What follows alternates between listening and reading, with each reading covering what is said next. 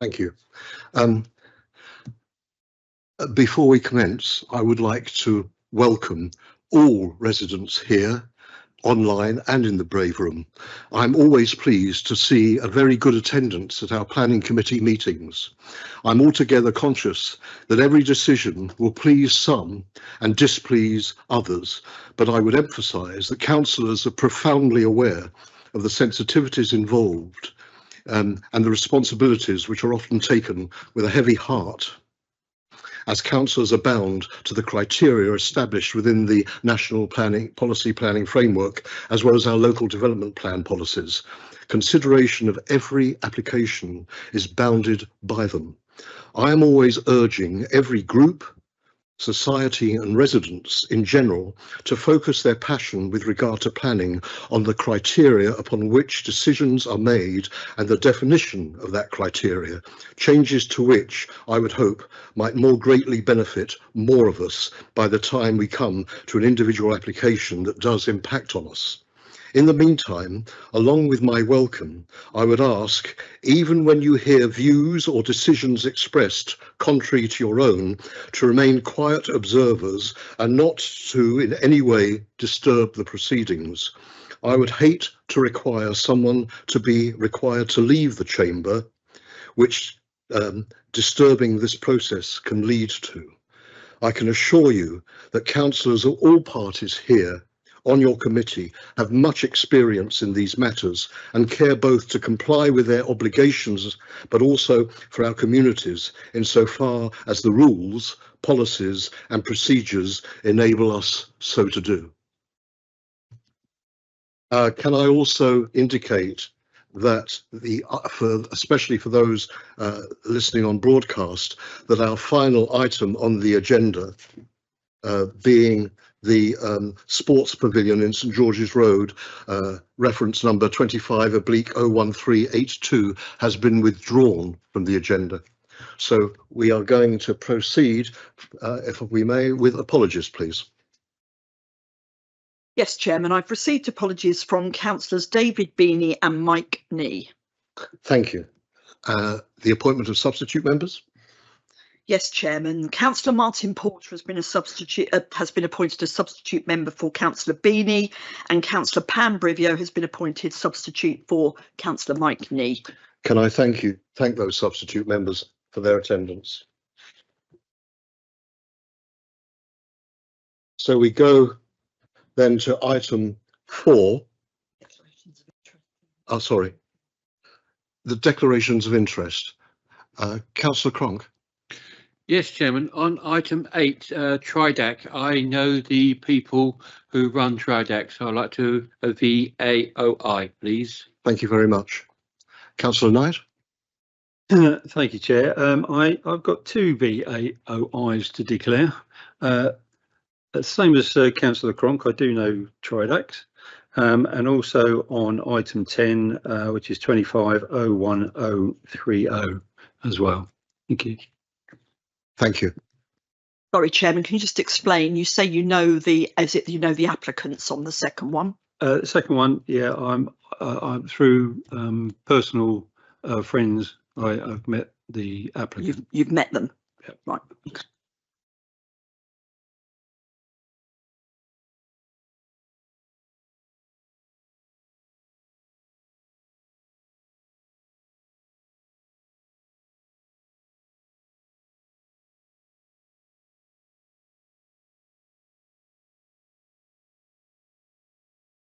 Thank you very much for that. We can go to item number 4, which is 25/00976, the land at New Park Lane, Straight Mile, Betshanger, Northbourne.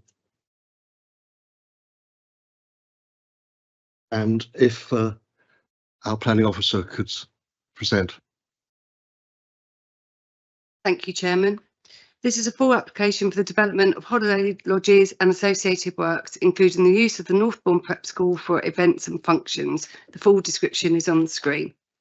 Just a couple of updates for members. At paragraph 2.63 of the report, this should read: the survey work revealed that badgers were found on the site and great crested newts are considered likely absent from the site.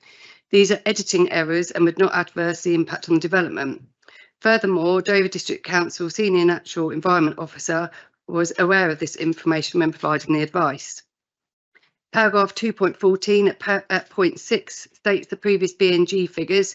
This has been superseded by paragraph 2.71, which shows the latest correct figures and has been commented on by the DDC Senior Natural Environment Officer. In respect to the section 106 section of the report, this should include the BNG monitoring fees. Just to go through the site, the application site is located within the countryside, extending to a site area of approximately 49 hectares. Within the zone of influence of the Thanet Coast and Sandwich Bay Special Protection Area, the Kent Gardens Compendium, and in an archaeological potential area. The land is currently agricultural land, mostly grade 3, with the southernmost tip being grade 1. The constraints and all material considerations are set out in the committee report. Just walk you through the slides. This slide shows you the overall scheme in context and the public rights of way leading through the site, namely E376, E361, E337. It should be noted that KCC public rights of way officers raised no objection, subject to an appropriate mechanism to secure the maintenance of the public rights of way, which will be within section 106. This just gives you an indication on the left hand side. You can see the amount of additional screening to go on the site. I thought it'd be helpful for members to see the general layout of the proposed cabins, and at paragraph 2.23 of the report, these sets out the typical cabin layouts and pad layouts as described. Again, I thought it might be beneficial for you to see these today. Okay, this shows you the site looking down the straight mile on the existing access track. And this shows the proposed parking area and also the overflow car parking. I want to show these these photos just to show just how well screened it is from the straight mile. And this shows the footpath E376 and the group area showing the established screening, and in the clearing on the right hand side, this is the group space. This is where the new group building would be. And just a couple more photos. This shows you the topography of the site looking western direction towards Northbourne Prep, again showing the screening. And these photos are taken from the LVIA in the winter months, showing again exactly how much screening is still in place, looking into the site. There will be some short-term impacts on the landscape, which will result in net positive by year 15. With respect to the visual amenity, the visual effects would diminish to near neutral levels, with the LVIA identifying no significant long-term adverse impact when the proposed planting has reached maturity. The proposed development is expected to provide approximately 39 construction jobs, 29 operational roles, 17 of these being full-time equivalent. These roles are expected to generate 1 million in local salaries. Visitor spending is estimated at 11 million, with 8.7 million of this expected to remain within the East Street and Deal urban area. DDC economic team has supported the scheme as it will undoubtedly increase local spend and boost the economy. The proposed development is considered to be policy compliant and acceptable in all regards. As such, the recommendation is to grant planning permission subject to section 106 and the relevant conditions. Thank you, Chair. Thank you very much. We have speakers to support and object to this application, and can I ask the first speaker objecting to the application to come to the Miss Lynn Davis, please.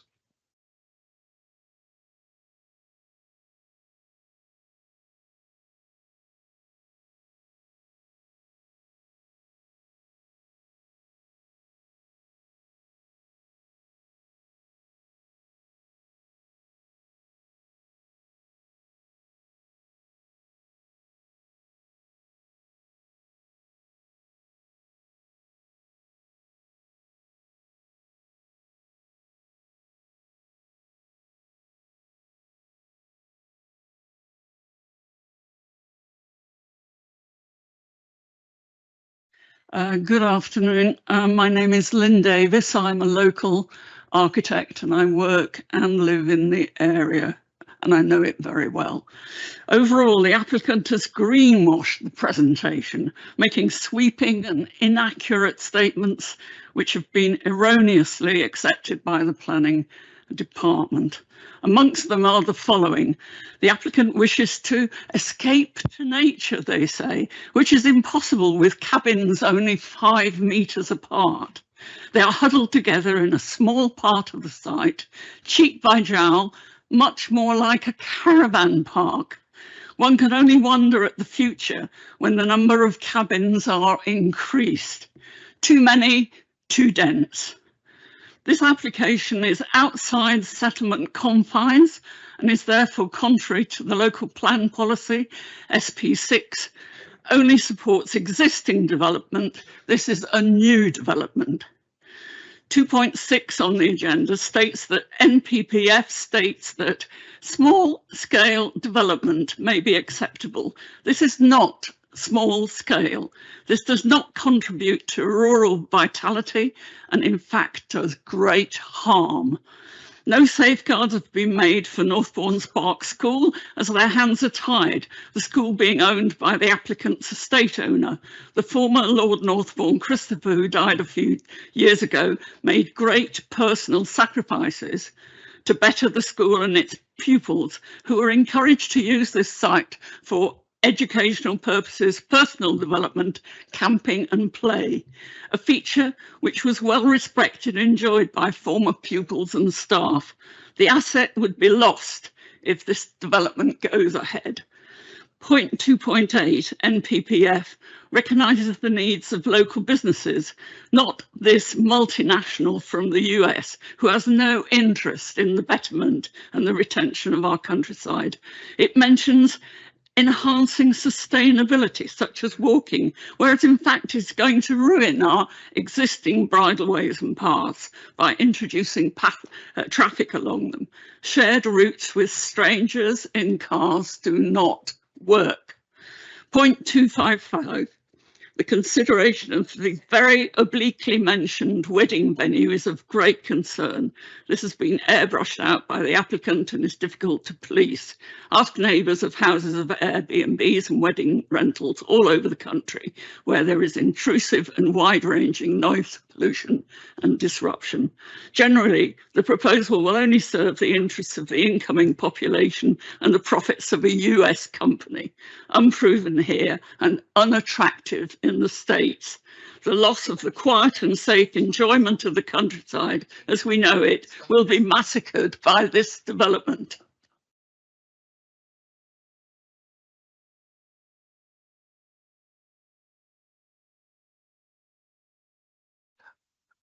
Thank you. And we have a speaker supporting the application, Mr. Ashley Collins, please. Come forward.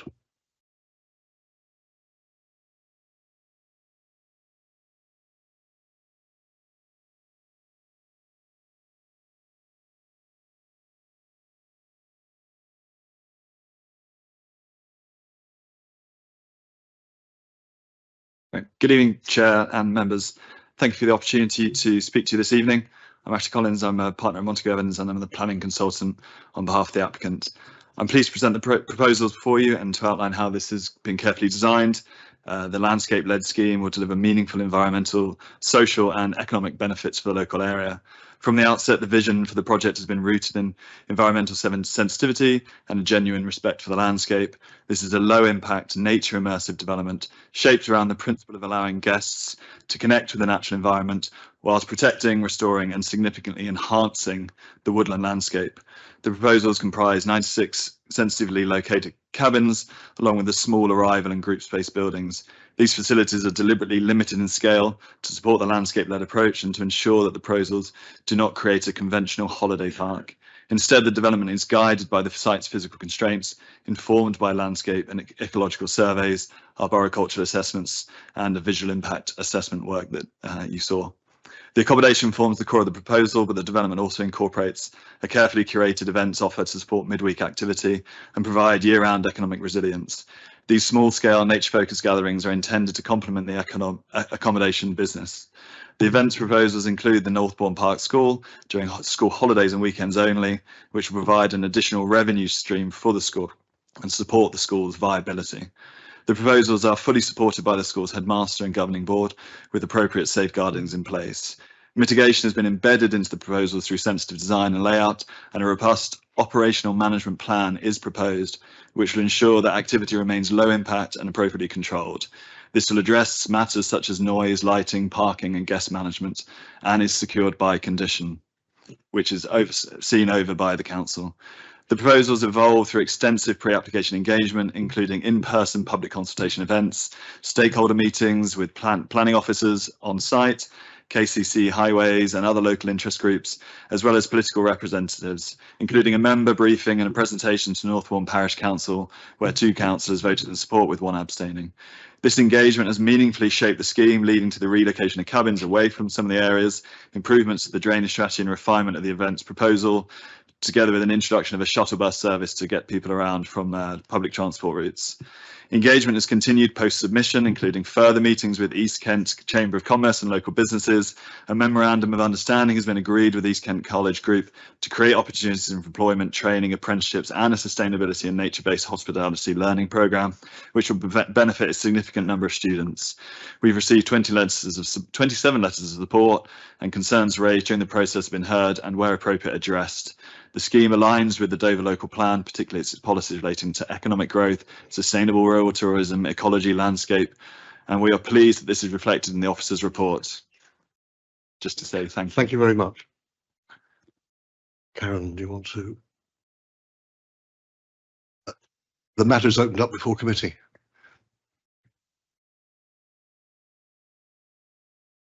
Councillor Woodgate.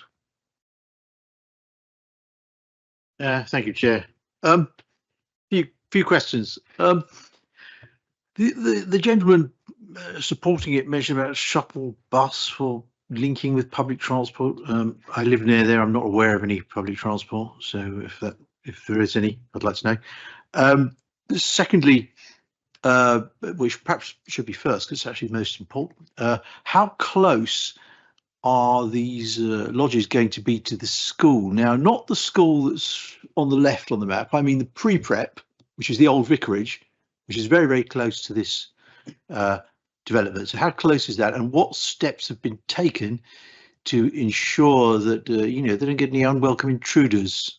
Because I know the school very well, and that's all open. There's no fences and barriers and everything like that. So what is there to stop people wandering in? And I know the school support it, well, they don't really have much choice, I don't think. Got the same landlord. Anyway, and the third question, the economics. You've got there £11 million per annum in off-site visitor expenditure.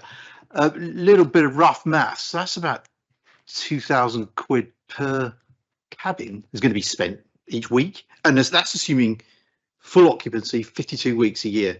Where did we get those figures from? So there's 3 questions. Thank you. Thank you, Councillor Woodgate. Just to be clear, that the shuttle bus isn't a current service, but it was in the application down as a transporting for overflow from the car park. But I'll hand over to the planning officer for your other questions.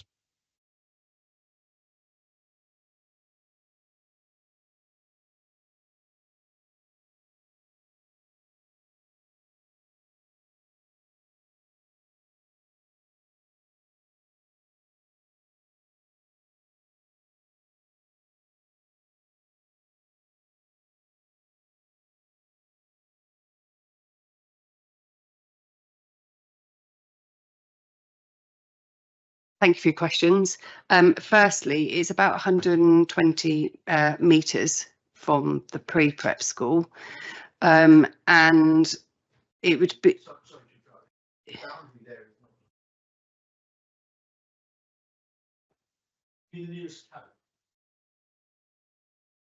Hang on, I'll just scale it again. Hang on.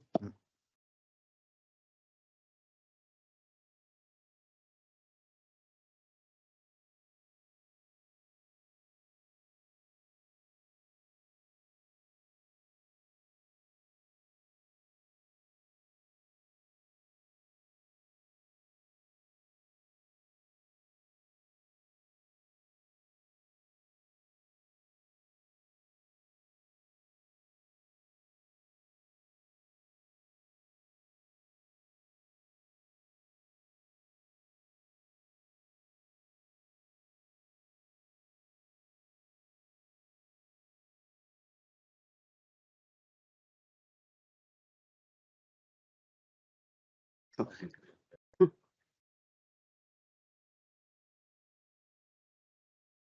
think we're ready, Councillor Woodgate. Sorry, yeah, our scaling was off. It's about 60 metres. In terms of unwanted visitors, I would put that down to possibly a safeguarding through the school.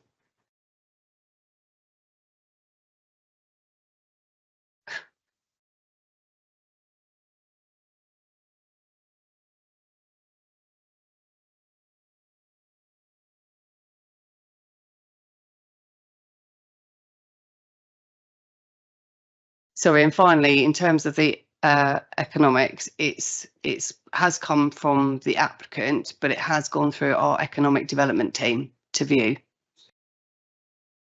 What should I say? Sorry.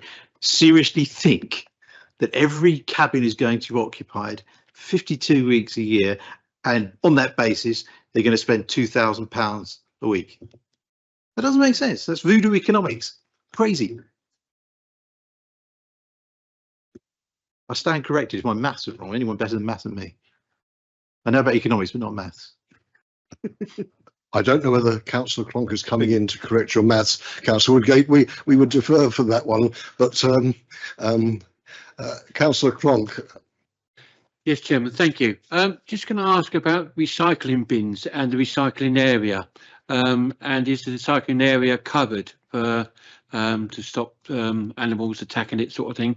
And also, is there room for the lorry to get in and collect the bins as well? And with the cleaning of the shacks, is all the rubbish going to one area, please? Thank you for your question. Yes, to the rear of the proposed arrival centre, there will be recycling bins. Well, there'll be bins provided, which, as one of our conditions, we're asking for details of those to be provided. Furthermore, in terms of the actual overall waste, the understanding is that when obviously the cleaners go in and change the cabins, they'll be coming back and they will bring it to the central space behind the arrival centre. Having taken advice from Kent Highway Services, then there would be the new opening coming into the site, which would result in the loss of a couple of trees to get the visibility displays. That will allow lorries to come into that, and of course it will be down, as it's a commercial enterprise, it would be down to a private contractor to collect their waste.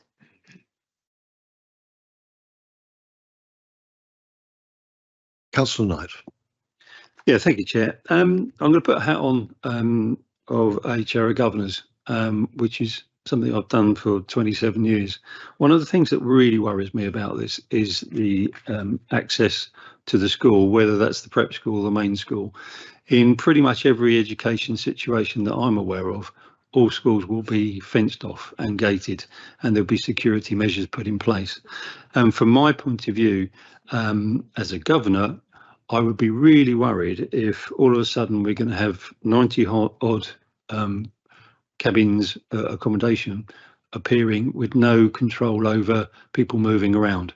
So for me to really want to support this, I would want to see some real good security put in place. And I can't believe the school haven't already brought this up, because that's fundamental in today's education, that our pupils are protected. It's paramount. So I'd like to understand what is actually being put in place, because I can't see anything. Thank you. I think we've asked for an operational management plan, and I would request that that particular issue is addressed within the operational management plan. But can I just commit? But a plan is one thing, but action is another. And you know, a fence is a barrier. A fence is something that will deter and stop. An operational manual is a bit of paper that somebody's got to look at. I really feel quite uncomfortable about this.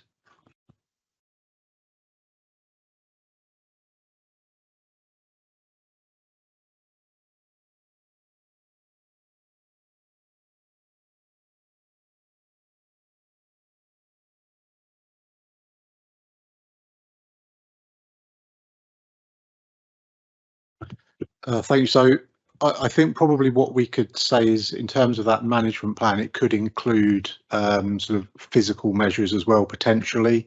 So I think what we would need to do is potentially, when that condition comes in, possibly even consult with the school or speak to the school as to what is being proposed, whether that means that it's just sort of management within the site, or whether that requires sort of information being provided to guests, or whether that's going further and looking at sort of potentially fencing, albeit that fencing would need to be within the site and not sort of closer to the school itself. So it's within the red line and therefore controllable.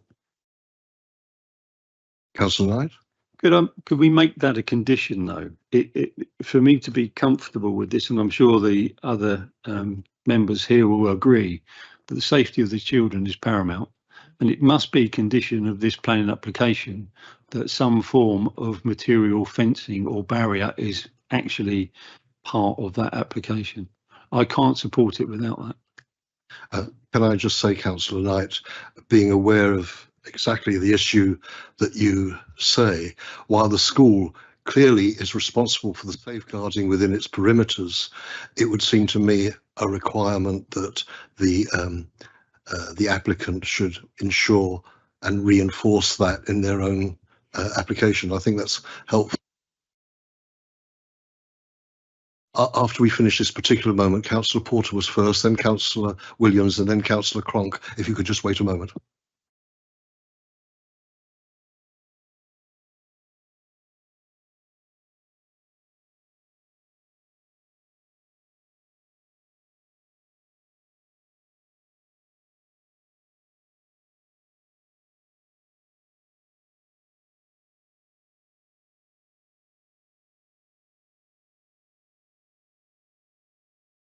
Thank you very much, Councillor Knight, for raising that really important point. Councillor Porter. Thank you, Chair. I would just like to strengthen what Councillor Knight has said. In a number of capacities over the years, I've visited schools, primary and preschool, and there's normally a significant barrier between activities that go on around the school and getting into the school. And a lot of that has happened since attacks and various other strange things go on in those sort of schools, or disowned parents want to try and break into the school. And what worries me is the churn on 96 units throughout the year, forgetting about the revenue. I probably could do the maths, but I'm too tired.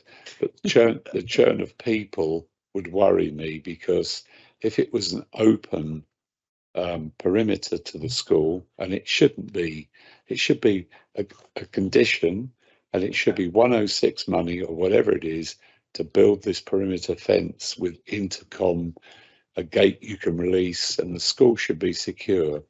I'm just reiterating what Councillor Knight has said. I don't go to any schools, even though they recognise me, that don't let me in through a buzzer or some sort of control. And I don't think you're addressing that, and I couldn't support it based on that. I think we've had discussions, Councillor Porter, in relation to having a condition for some physical division, where there is a qualification relates to prowess, of course, and that would be the case whatever the situation would be. But thank you. Councillor Williams. Thank you. Didn't the school support this scheme? I'm sure I heard that it did. So, Oh, come on. well, there's something sort of strange with that they didn't bring this up. I just want to make that comment, that it's, you know, they agreed to it, from what you're saying. Yeah. The other thing is, can I ask, what about, maybe I've missed it, foul water disposal?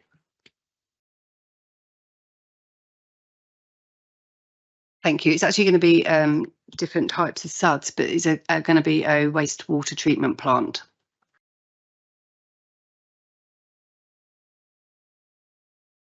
Does that then, what happens to the water? Does it get recycled or what? They're BREEAM standard, aren't they? Yes, it does. Okay. Councillor Cronk. Yes, thank you, Chairman.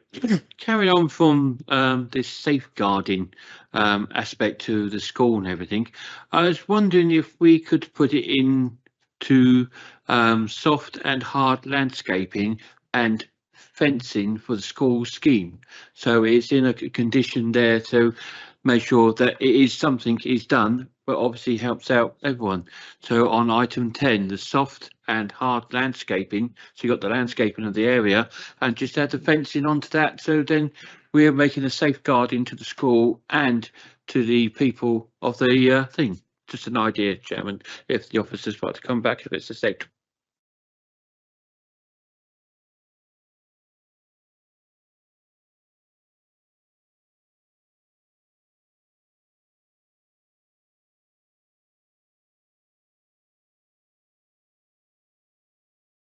Thank you for that. I mean, I think where we were getting to is that I think we can require fencing to be proposed. I mean, I think it's a very sort of fair suggestion that we've got a condition that already says about hard and soft landscaping. Hard landscaping includes fences. I think what we then need to do is, within the reason for that condition, add in that it's not just about sort of visual amenity, but it's also about the safeguarding of children as well. So I think we probably could include that, and that would therefore ensure that there are fences put up where appropriate. I think, just to reiterate though, what we can't do is require that there are fences outside of the site or prevent people from using the already sort of public right of way. But I say we can cover that within a condition to require fences to make sure that the school is sort of safeguarded to a reasonable degree. Were there any other points, Councillor Kenton? Yeah, just a quick one, just picking up on the planning officer quickly mentioned SUDS. I know it's BREEAM water efficiency, which is very good. Does that include the SUDS within that? Because I was just trying to cope where all that was going, because obviously there is going to be foul and rainwater landing on these buildings and how they're dealing with that. So I just want to make sure the BREEAM does carry the SUDS management within that. And the other thing I was just trying to understand, because we're all now wrestling with the idea that maybe the pre-prep school will have an issue with people wandering around. Now, is it up for this development to actually put the fence, or is it for the school because they're doing something, and is it the school? And if it's the school's responsibility to put the fence up, not this application, should it be in the 106 they have to put a contribution towards the school to pay for the fencing? So that's the bit I can't quite understand.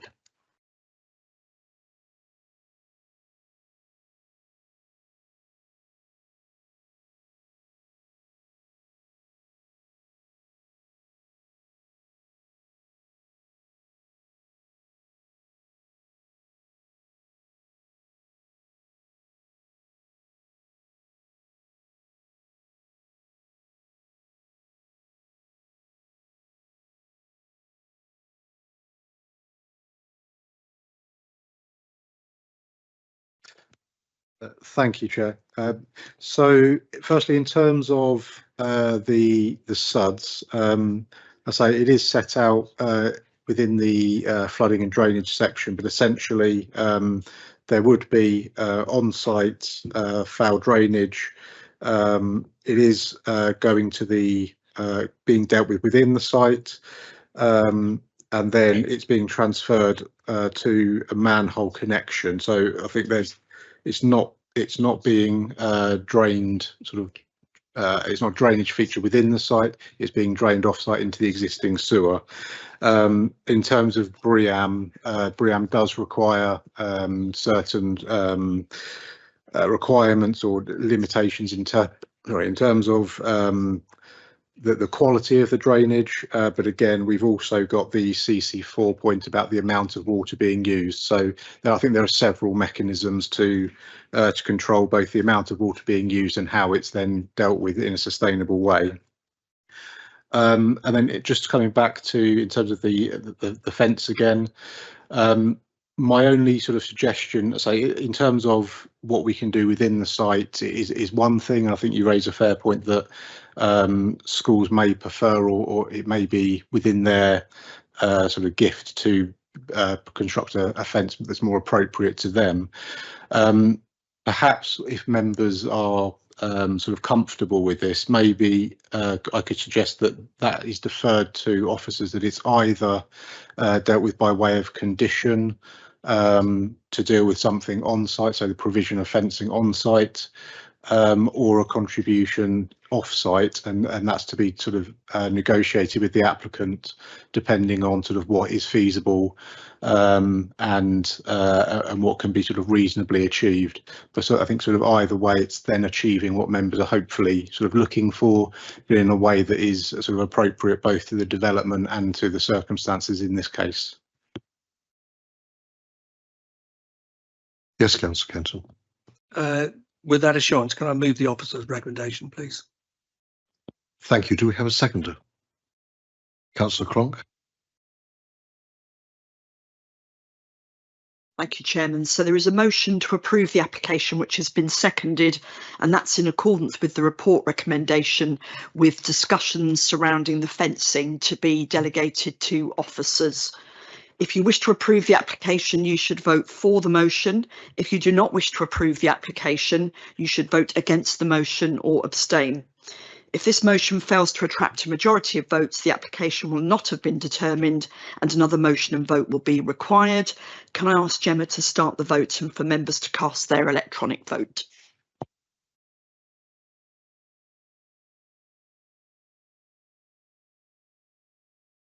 We have 9 votes in favour of the motion to approve and 1 against, so that motion has been carried and the application has been approved.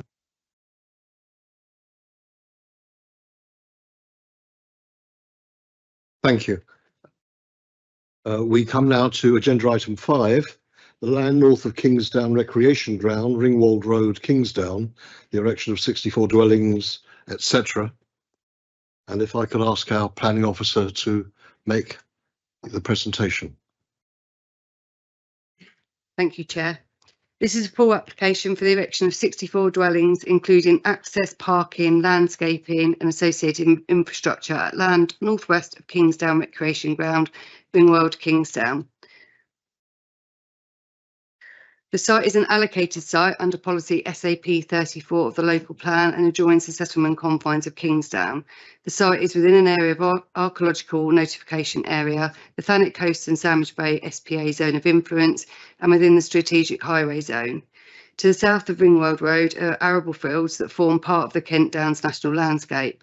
There are 3 public rights of way within or along the sites, being ER21, ER19 and ER5. So this first slide, this shows the site location plan. The 3 public rights of way within or along the site, and I felt it was also beneficial for members to see the Kent Downs National Landscape in relation to the application site. Can't get this one, which is here.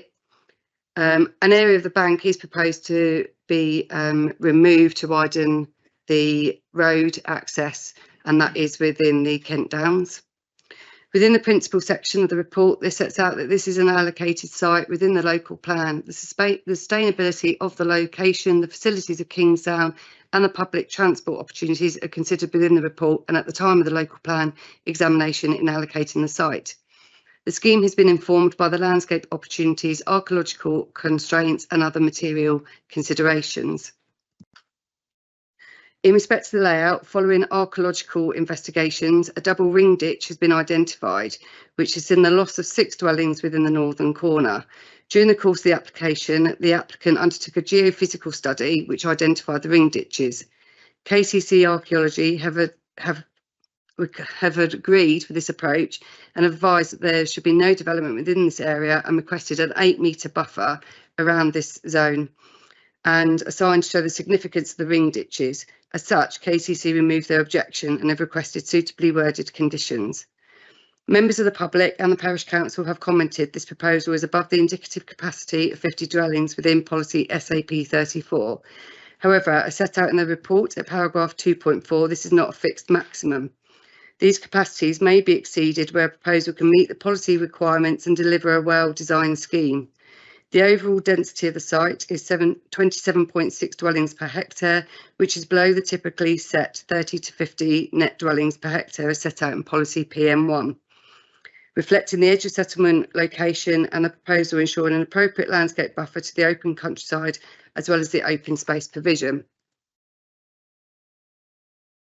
So on the right of the screen here, this shows the proposed road for adoption by Kent Highway Services. The middle plan shows the widening of the carriageway width at the entrance of the site by 5.5 metres, width of. And then to the left, the swept path analysis relates to the refuse collection, which shows the drag left for residents in purple with the maximum drag distance of 25 metres as requested by building regulations. With regards to car parking, as set out in your report, the development would provide a total of 154 parking spaces, with 18 being for visitors throughout the site. The updated information relating to the amended plot types have been noted and accepted by Kent Highway Services.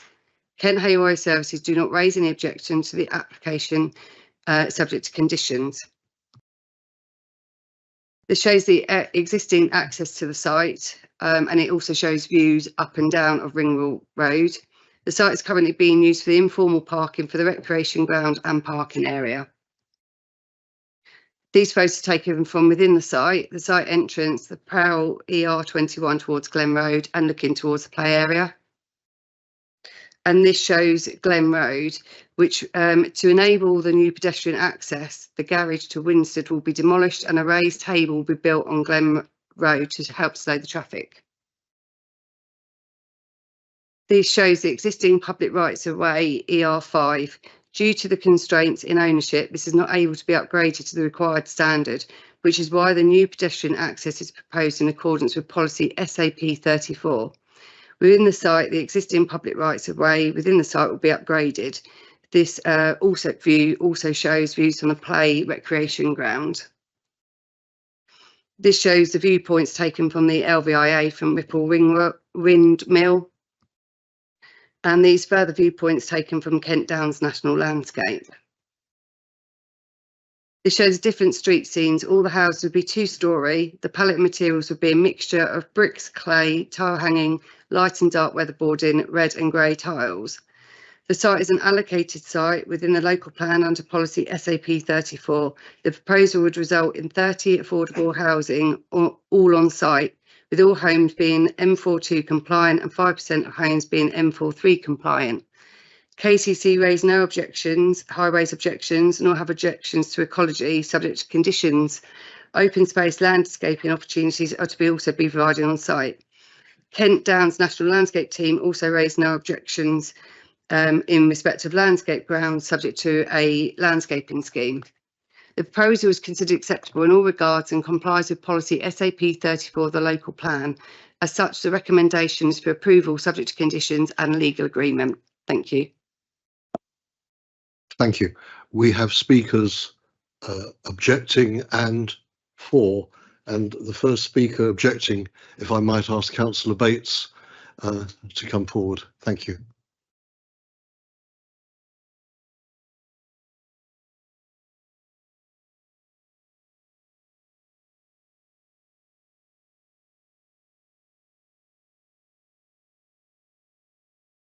Thank you, Chair.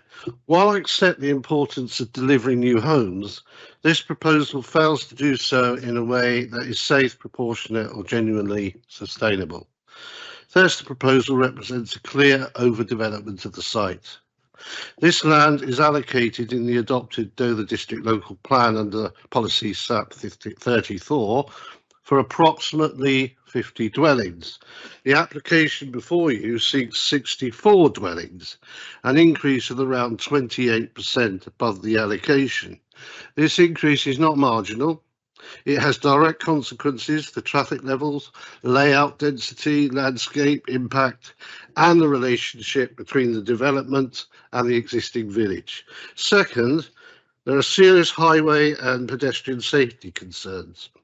Ring Road is a narrow rural lane, already affected by congestion, pinch points and limited footways. Additional traffic from 64 dwellings would materially increase risk to pedestrians and cyclists, particularly families and children accessing the play area and local routes. Of particular concern is the impact on the A258 and Ringwold Road junction, which already experiences queuing and safety issues. Third, the site is an unsustainable location for development at this scale. Kingsdown has no GP surgery, no dentist, no supermarket, no secondary school, and no significant local employment. Public transport provisions limited. Future residents would therefore be heavily reliant on private cars for day-to-day needs in Deal and Dover. This conflicts with national policy projectives that seek to direct housing growth to locations where services and facilities are accessible by sustainable modes of travel. Fourth, the proposal could cause harm to landscape character and the setting of the Kent Downs national landscape. This site lies just outside the designated boundary and forms part of the rural setting of Kingsdown. The scale and density proposed would urbanise this edge of village location, eroding the transition between settlement and countryside and harming local character. Finally, I note the very substantial level of public objection, reflecting consistent and well-founded concerns about safety, infrastructure capacity, sustainability and character. So for these reasons, overdevelopment, highway safety risk, unsustainable location and landscape harm, I respectfully urge members to refuse this application. Thank you, Chair. Thank you. If Mr. Graham Endicott could come forward, please.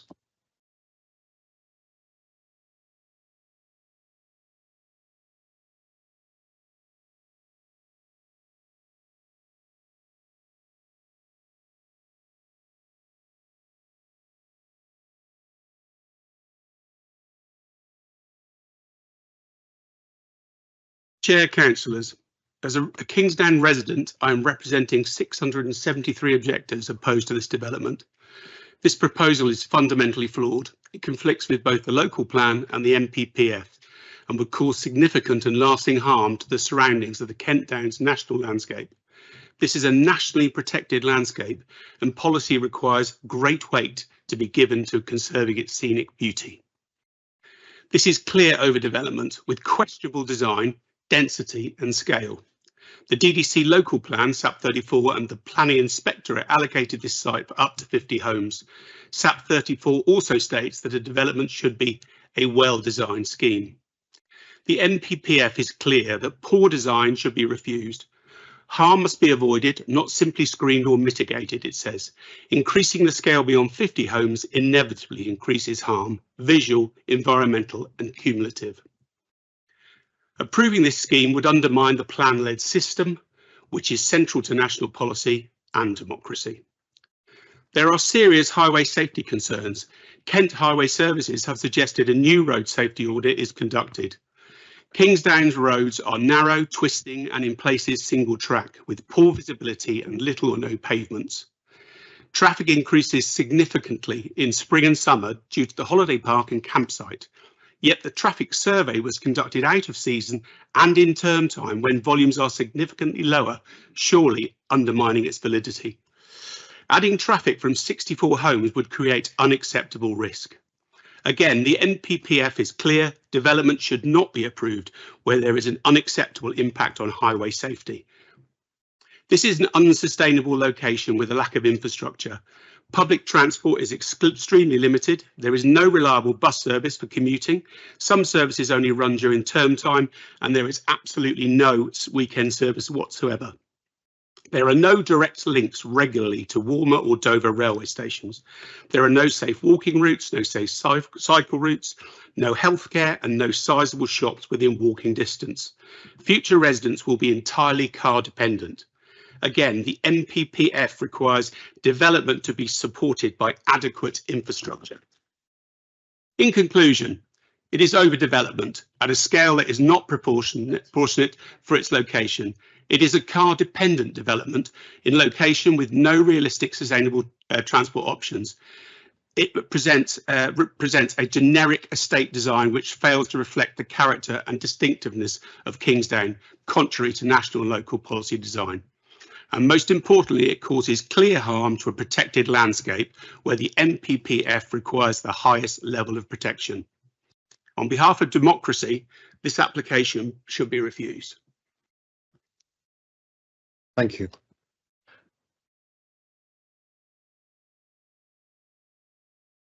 Mr. Jez Hermer could come to the front, please. Thank you.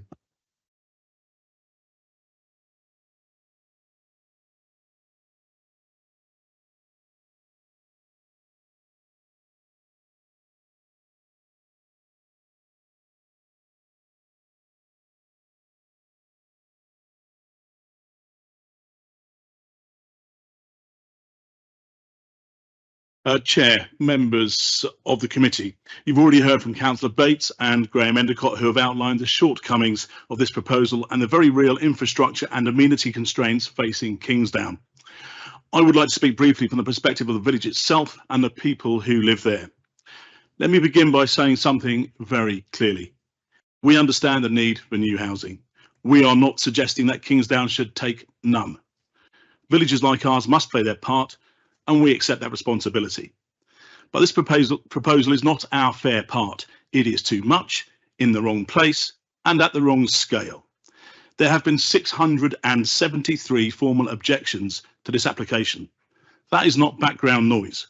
This is a community speaking clearly, respectfully, and in very large numbers about what it knows from daily experience living in the village. It is our lived experience. And no arm's length third-party survey or assessment can fully reflect what residents deal with every day in Kingsdown. Members will be aware that the local plan identifies the site for approximately 50 dwellings as an indicative figure. Even at that stage, Kingsdown residents expressed serious concern about whether the number could safely be absorbed by the village. Increasing the proposal beyond that level to 64 materially changes its impact and moves the scheme beyond what the local plan anticipated this site would accommodate. Kingsdown already operates at the edges of its capacity. Our roads are narrow and pavements are non-existent across 80% of the village. In summer months, especially, traffic increases and children and pedestrians have to share the carriageway with fast-moving traffic. When incidents occur on surrounding routes, diversion traffic quickly overwhelms the village network. This is not speculation. This is what is happening in the village now. And in that context, increasing the scale beyond the local plan figure risks impacts never intended when the site was allocated. We recognise that developers naturally seek to make the most intensive use of land. That is the commercial reality of development. But once construction is complete, they move on. Bank accounts full. The long-term consequences remain with the village, with its roads, its safety, its services and its character. And those consequences are permanent. Planning decisions are always a balance between national need and local reality, but they're also a democratic decision. When a community engages as strongly and constructively as this one has, it is not asking to avoid change, it is asking for change at the right scale. And so we respectfully ask members to refuse this application in its current form and to invite the applicant to return with a revised scheme. This would not be rejecting housing, but it would allow a scheme the village can live with rather than simply endure. Thank you. Thank you very much.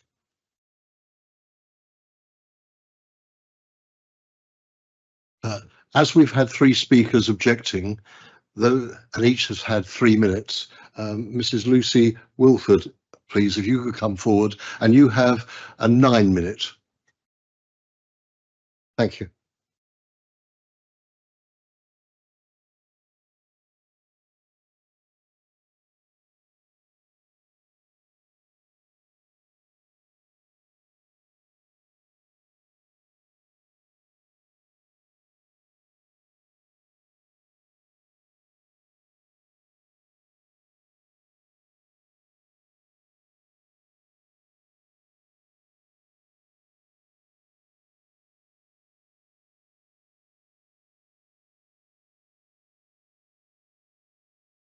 Good evening, members. My name's Lucy Wilford. I'm from DHA Planning and I'm the planning consultant acting on behalf of Kitewood in respect to this application.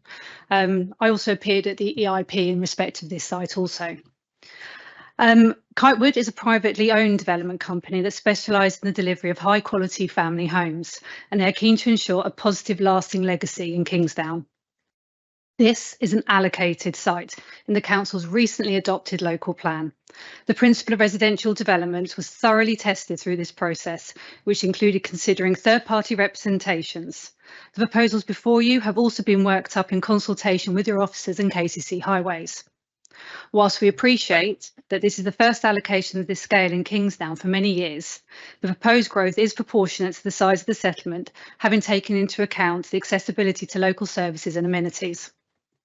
As required by the site allocation policy, the development has been sensitively designed, taking a landscape-led approach, having regard to the Kent Downs.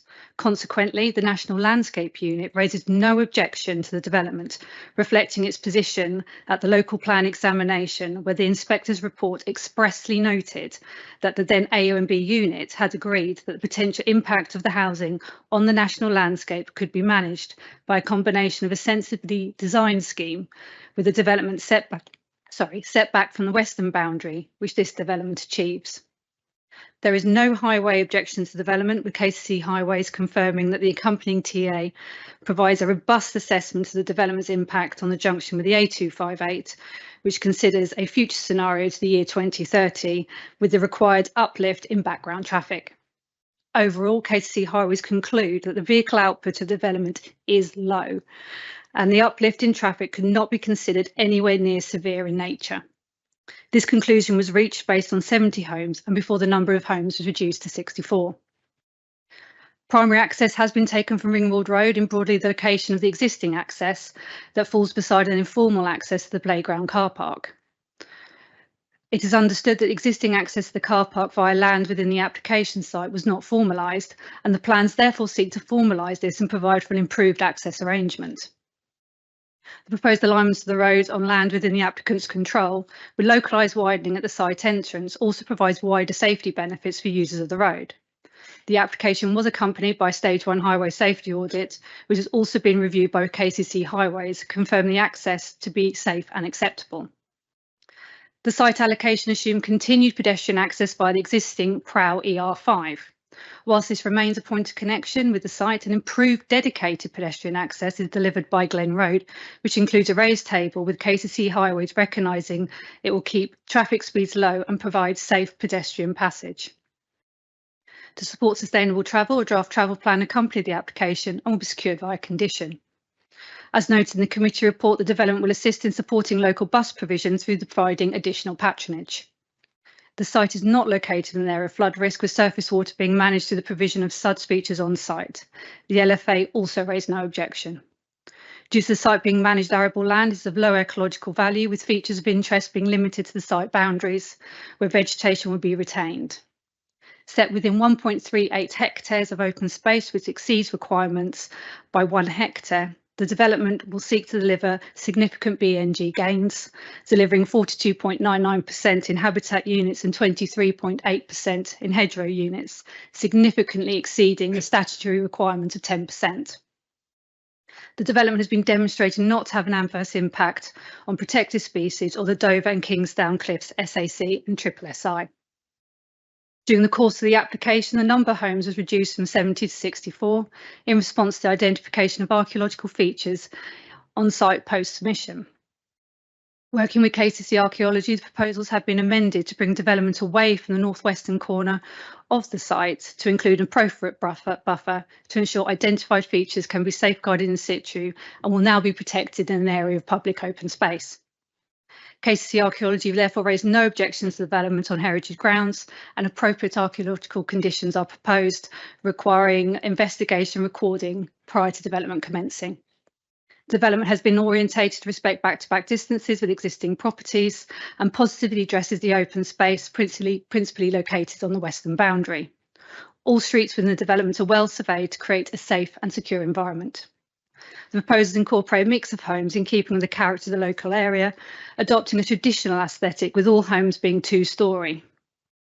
Critically, the development provides policy-compliant levels of affordable housing, delivering 19 affordable houses which are not distinguishable from the market houses. The development satisfies current parking standards, and all homes will be designed to minimise energy consumption and incorporate renewable energy technologies. EV charging will also be provided to all dedicated parking spaces. All these technical considerations have shaped the development proposals and demonstrate that 64 homes can be comfortably accommodated on this site at a density of just 27.6 dwellings per hectare, in keeping with the character of the area and lower than the density that is normally expected by this council. Taking a design and constraints-led approach to determining the number of homes suitable on the site is entirely consistent with other decisions the council has made in respect of other applications, such as site allocations at Station Road, SAP 16, and at Preston, SAP 48. This is also consistent with the site allocation, which notes the capacity of the development as being indicative, as does all other allocations. This is to allow the site-specific circumstances to be accounted for whilst making the most efficient use of land, which remains an objective of this local plan and national planning guidance. Overall, the proposals will secure a high quality and sustainable development which accords with the adopted local plan and attracts no technical objections.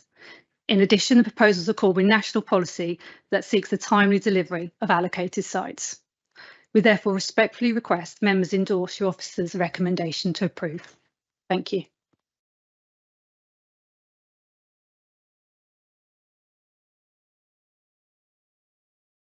Thank you very much.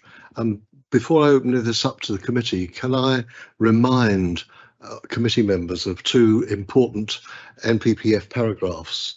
Paragraph 189 says great weight should be given to the conserving and enhancing landscape and scenic beauty in national landscapes, which have the highest status of protection in relation and these issues. The scale and extent of development within these areas should be limited, while development should be sensibly located and designed to avoid or minimise impact.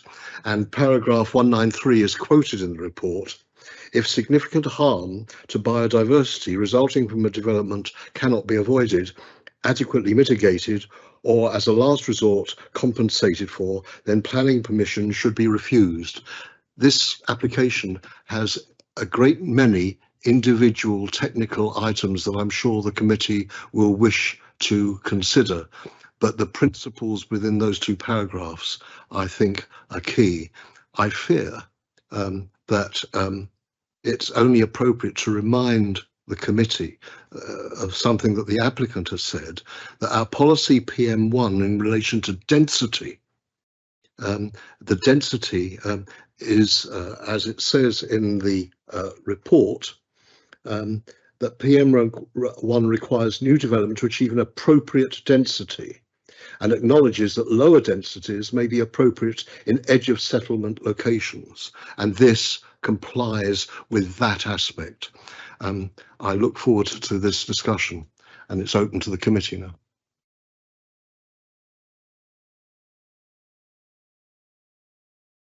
If I may go to Councillor Back, then Councillor Woodgate. Thank you, Chair.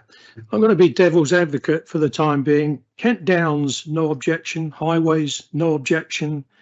Pro, no objection. A refuse truck can access okay. My problem is that this is an allocated site for 50, not 64 dwellings in the local plan. And I've been to several more meetings than I wish to remember with regards to the local plan, and we took weeks, months to get it right. So I don't understand how it can go from 50 to 64, and even 70 was mentioned at one point. I don't understand that. Paragraph 129 of the NPPF housing density, which you just brought up, the surrounding density is minimal, and that's in the officer's report, is minimal, including bungalows. So I do have a problem with density as well. But as I say, I'm more concerned about the local plan, which we took probably a year or more.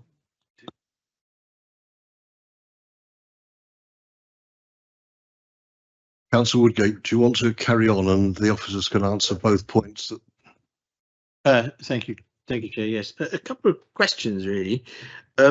Following on from the agent speaking in favour of it, she have to be careful what I say because she doesn't have the right of reply. So, but I think she made very clear that she was talking about public transport. There's no public transport, as far as I know, or you know, one bus a week or something.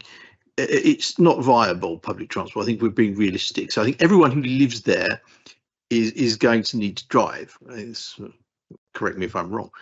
So therefore, the question is how many. I'm trying to not ask stupid questions. I'm trying to ask how many parking spaces are there per dwelling. That's the first question, and secondly, the agent's representative also spoke about the Kent Highways had no objection. There was no objection. Highways. I'd just like to make sure that is absolutely correct because I'm not sure because reading the pack, the documents, it says there were some concerns about visibility displays and all this kind of thing. And I'm not a professional in this sort of thing, I'm a mere amateur. But looking at that, it does look very narrow, and it's only one road going in and out, if I'm not mistaken. And it's next to a play area as well, so I think there's plenty of potential dangers.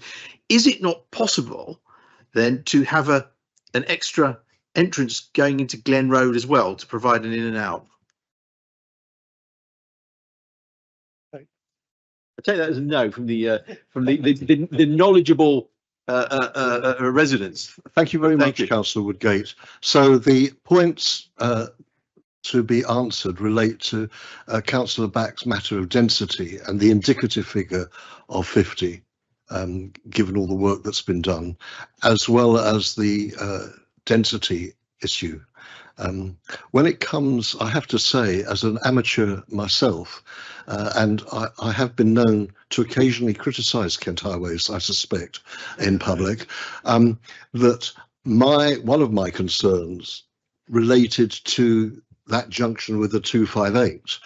And the trouble with Kent Highways, it seems to me, is that you've got to have a number of deaths before anything happens. And I would much prefer a proactive approach, but I'm but an amateur, and I'm sure that our officers can come back on the highways. And I think sustainability, given that that was an issue that was being raised, especially in relation to public transport. I'll start off and then pass over to my colleague. So firstly, in terms of sustainability and density, I suppose, as we've heard, the site is allocated in the local plan. So at that point, there will have been an assessment as to sustainability. As Councillor Backer said, we were drafting the local plan for many years and in hearings for many months. So sustainability has been sort of fully considered throughout the allocation, with different settlements taking on a different number of dwellings based on the services and facilities that they have. There is a bus service within the village, albeit I think, as one of the objectors rightfully pointed out, it is limited to a few times a day, but there is a bus service. And in terms of density, I think what's really key here is looking at the local plan as a whole. So the allocation for the site is an indicative capacity of 50 dwellings. And what I'd point out is that when we're looking at sites for allocation, we don't have all the information in front of us. We don't have layouts, we don't have highways information, we don't have landscape and visual impact assessments. So it has to be an indicative figure. We can't give a maximum number or a minimum number. So that's led to the indicative capacity of 50 dwellings.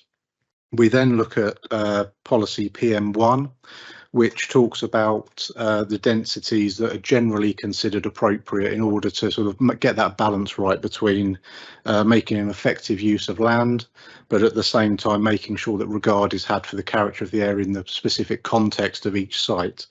And that's talking about densities of between 30 and 50 dwellings per hectare.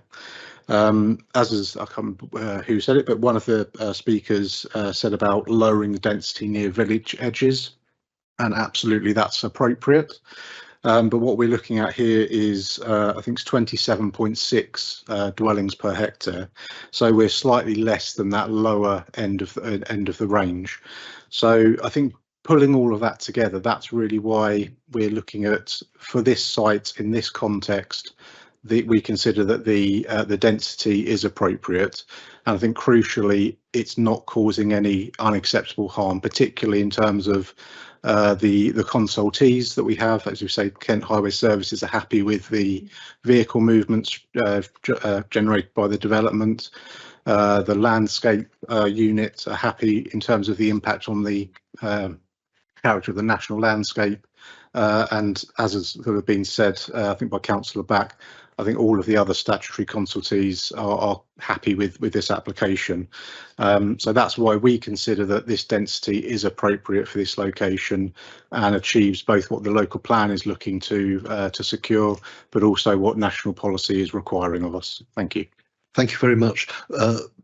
Councillor Back, do you want to come? Yeah, thanks for that, Luke. I guess in my simple mind, when we took years to get this local plan in place, and we said it was for 50. If I was doing 60 miles an hour down a dual carriageway, or down a 30 miles an hour limit, sorry, the officer wouldn't say, "Oh, that's okay, we can accept that." A simple explanation, but in my head, if we say 50, I know it's indicative, but that then opens it up. Well, where do you stop from 50? We've got to 60. Well, we've got to 70. Now we're at 64. We're just playing with numbers, and people have got to live next to this development.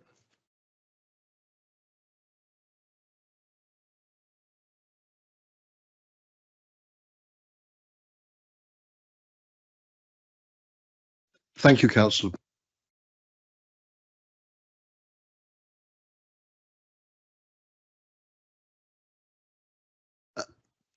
Councillor Woodgate, you mentioned highways, and I know our officer would like to come back on that. Thank you, Chair. Yeah, I believe that the point was partly to do with the parking spaces. There's a total of 154 parking spaces proposed on the site, 17 of which are carport and 18 of which are visitor spaces. The average number of parking spaces, 2.5 spaces. This has been satisfied by Kent Highway Services that this is sufficient on site. In terms of the visibility displays, there has been many conversations in terms of the site access and the roads, and you are correct, Kent Highway Services did have concerns initially. The applicant has gone away and they've redesigned the entrance, which does achieve the visibility displays required. Also, with the excavation of the bank opposite, it now is showing that there's clear passing spaces for 2 cars to be coming past, which is considered to be a betterment than what they have now. In terms of the site entrance, I appreciate what you're saying about the play area being used. There's actually proposed to be like a raised tabletop there, which Public Rights of Way have also requested. It doesn't completely line up as the Public Rights of Way officer has requested, because it actually is it would be too then close to the road, so it's slightly moved back, but it does also then link up the Public Rights of Way as well. Is that answered everything? Yeah.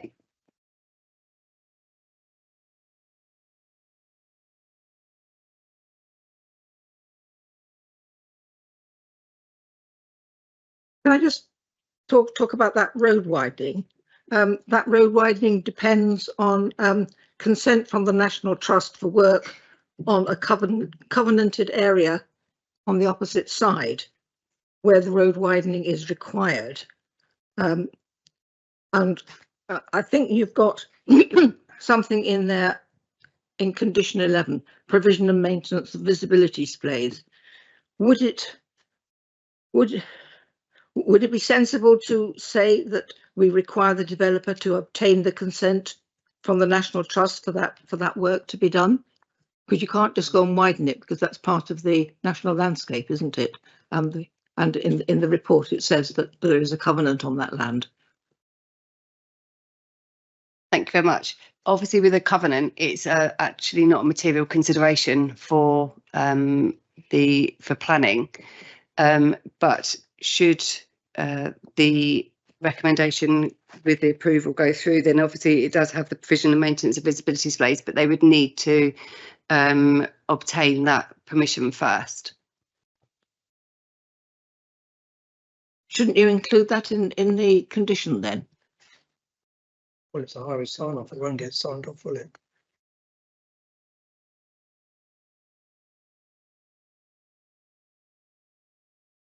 Thank you. It's something that's required. They have to do that to be able to implement their permission in the first instance. So you're saying it doesn't need mentioning specifically in the condition? Okay, right. Okay, can I change topic slightly? I'm interested in housing needs. The parish council submitted a housing needs assessment in July 2024. The modelling of that suggests that there should be an increase in the proportion of smaller and mid-sized dwellings, and a very small proportion of housing is suggested to be 4+ bedroom dwellings. This recommendation is more recent than the assessment by DDC and is robust and is more nuanced than the suggestion in your report. And I've got some figures here which I don't know whether be useful to tell you, but I'd just like to refer back to February 25. The housing enablement officer for affordable housing, this is when 70 houses were proposed, said she particularly welcomed the inclusion of 1- and 4-bed properties for affordable rent.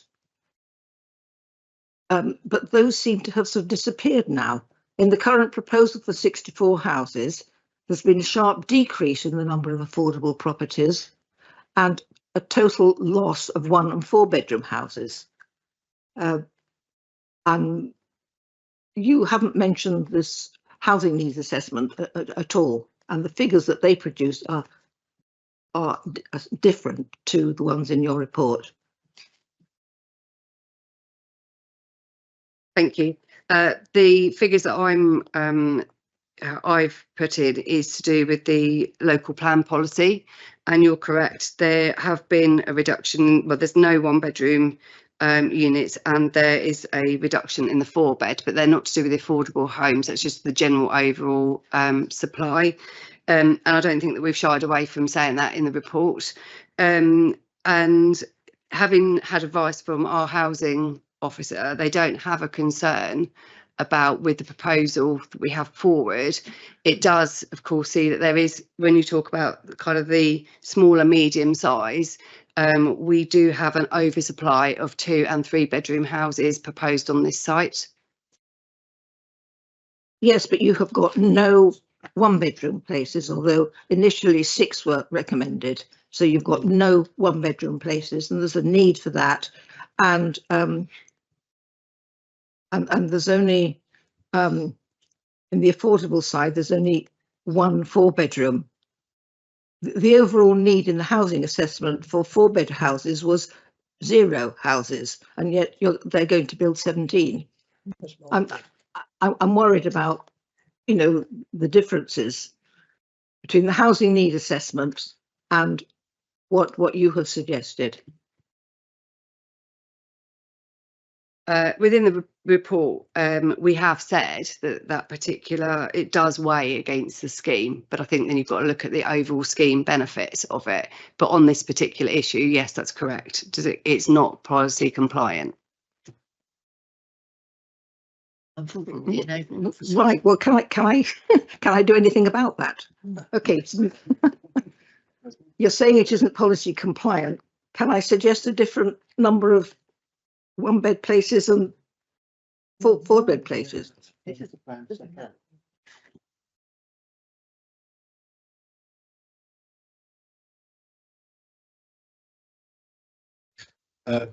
you. So, I mean, I think the way that we've summarised it in the report is that there are certain sort of elements which don't comply with the housing mix that we would usually ask for,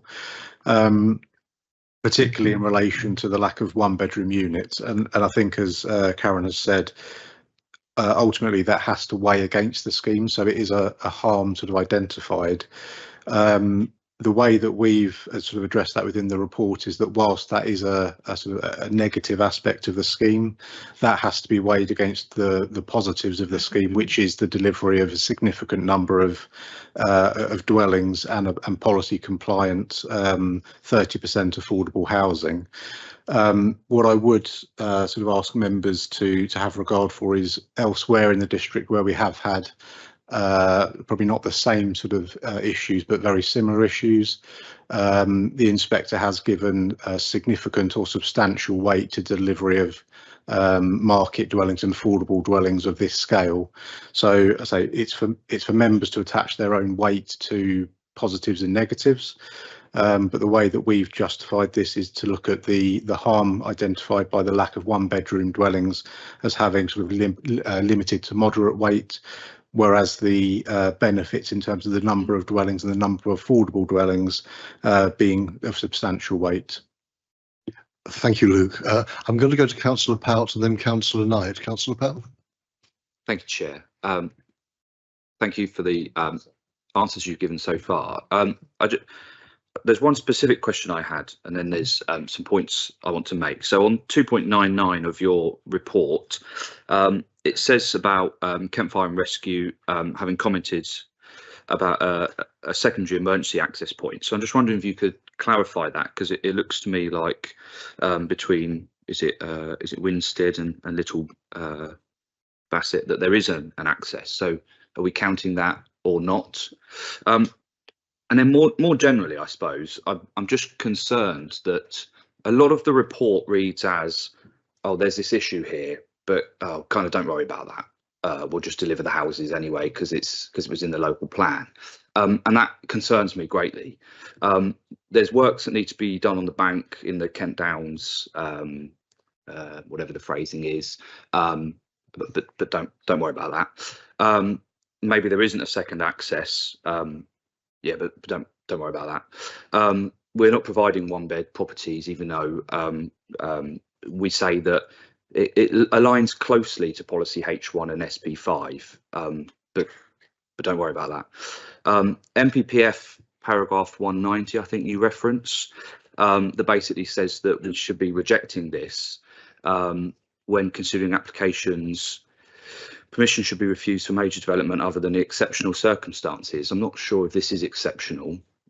We build lots of houses, lots of developments. I think we're told often that we're doing quite well on that.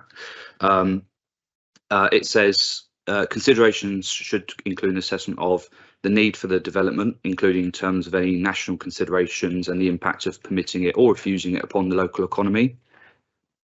Maybe we'd quite like some affordable housing, but I think we might be able to deliver them elsewhere.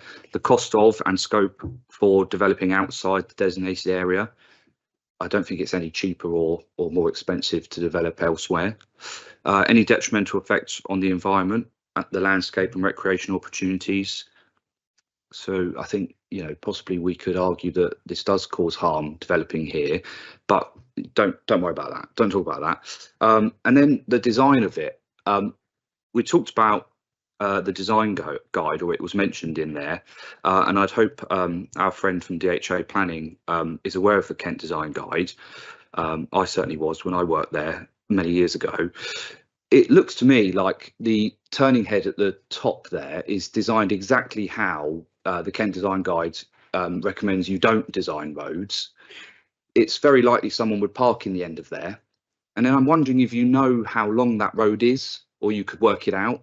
So if a fire tender or a refuse truck had to go all the way up and then reverse all the way back, I think that would probably exceed the design guide's maximum 20 metres that a large vehicle should have to reverse.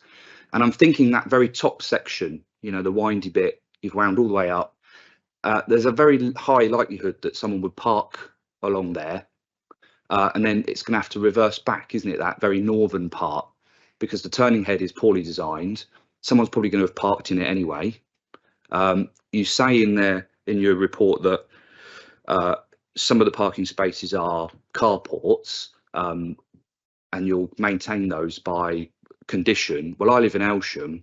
Someone a couple of doors up from me has just turned their carport into part of their house, their front room. and you were going to not do that in Elsham as part of a condition, and yet the covenant was waived and they were allowed to turn it into part of their house. So I don't believe that that will happen. So there's a high likelihood that in a couple of years' time, people will be parking out in that. And then I wonder how far a fire tender would have to reverse, or a lorry has got to reverse. You've got some markings on those diagrams that shows the absolute limit of how far bins can be moved as part of the Kent Design Guide. And so I actually think this is really poorly designed for a snaking road into a development that is possibly somewhat dangerous if you wanted a fire engine or an ambulance to get to someone in time.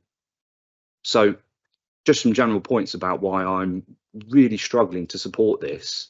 And I'm wondering if you could just clarify whether there is a secondary emergency access or not. Thank you. Thank you for your comments. Just referring to the secondary access, isn't wide enough to get a fire appliance down there. I have gone back to Kent Fire and Rescue numerous times to ask on that clarification on that point, but unfortunately they haven't come back to me at any one time on that. I have spoken to Kent Highway Services, who haven't raised it as an issue, because they've said that it is obviously, as you go into the development, it splits into two and it loops round. And they've said that it's for guidance only. So from that point of view, Kent Highway Services were happy with the approach, and also they're adopting obviously part of the road as well. So could I just clarify, the emergency access is for a fire tender, or it's for some other access?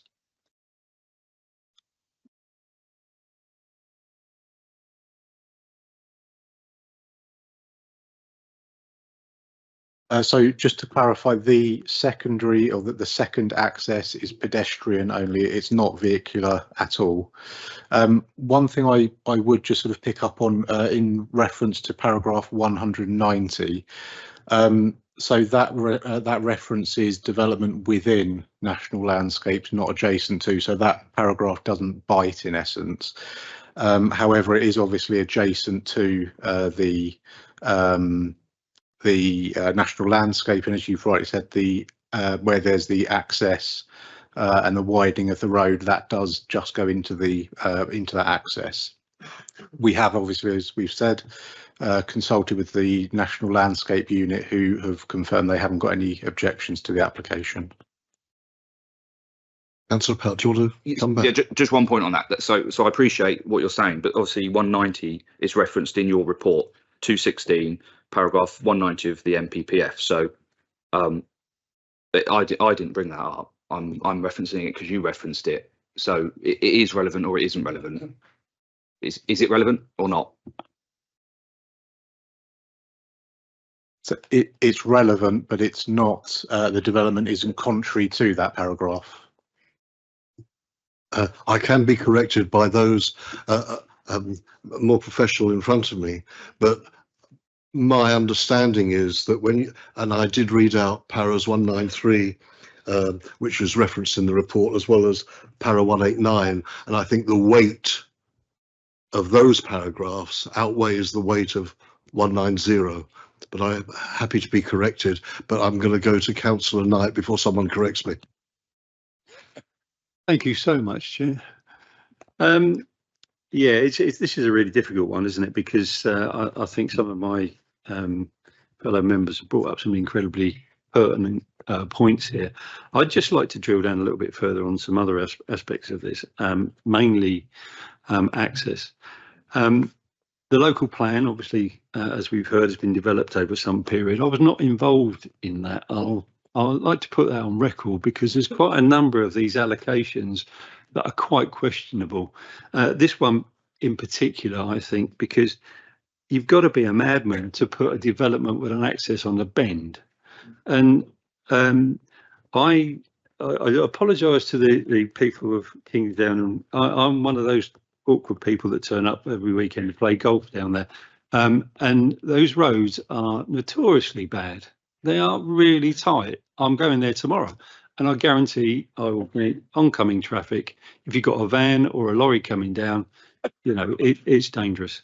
Now, I understand there's a little bit of wandering going on here, but living in Whitfield as I do, and having spent the last 10 years with development going around my shoulders, I can't imagine what this is going to be like with construction traffic and how that is going to be legislated through this entire development.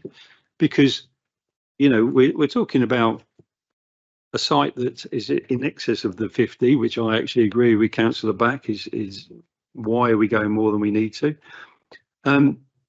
So you're actually creating something that is going to be devastating to that community, and not just for a few weeks. This is going to go on for a considerable amount of time. I feel it's dangerous. I feel Councillor Pout has brought up some incredibly important points about the highways, the emergency services. And there's too many questions. There's too many questions that actually need to be answered for me to feel comfortable with this entire development. If it was up to me, I would remove this allocation completely, but it's not. And unfortunately, this community is stuck with it. But it's our job to make sure that it's done the right way. And I don't feel the way it is at the moment is the right way. There's no questions there. It's more of a statement, but I would like to know about the traffic, the construction traffic model, what is being proposed, because that is something quite another thing altogether. So thank you.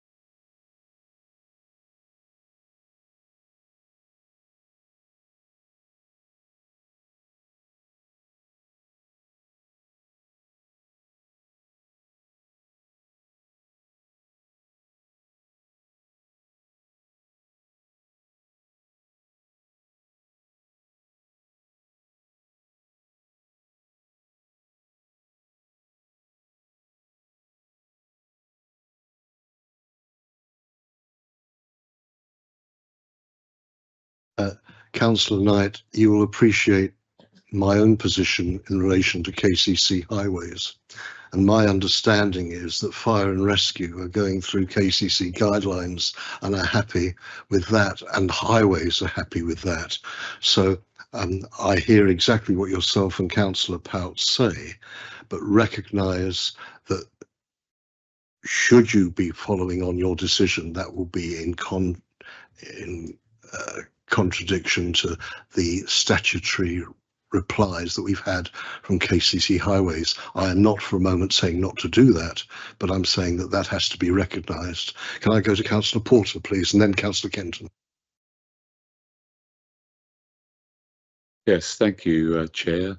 One of the things that really not concerns me, but leaves me befuddled, and I'm picking up on something that Councillor Pout brought up. One of the developments in an area I live in, the fire and rescue were insistent on an entry and an exit to the site. It was about 70 houses, slightly more than there's there, and they wanted to know they had that facility when the site was developed, and they have. They've got, you come in on one road and there's another road out. The site is joined up with a wibbly wobbly road, which is not an issue, but they were adamant that you had to have an entry and an exit for fire and rescue, and I can't see that there unless you're going to pick up the fire engine and run it through the pedestrian access somehow. I just find it, you know, we're in a world where there should be some conformity, and I don't accept what Kent Fire and Rescue are saying. They say one thing about a development that was close to me, and then on this one, oh, it's all right, you know, it'll do. And I feel very strongly about that, because these are people's lives. These are, you know, they're going to be full of technology, these houses. So you can almost guarantee with batteries, and there's going to be a fire there somewhere. And if the appliances can't get in properly and exit properly, you've got a real problem.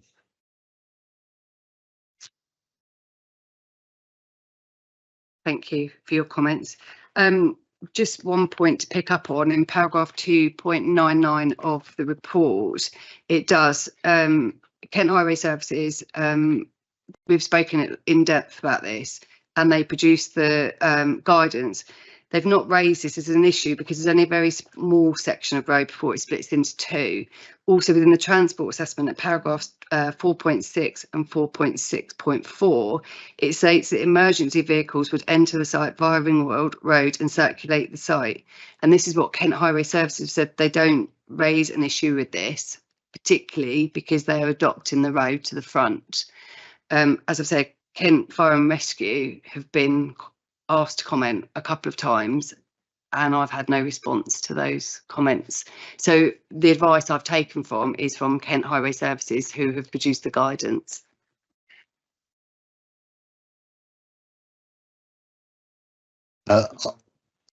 Yes, Councillor Porter. In a phrase, I would say that's not good enough.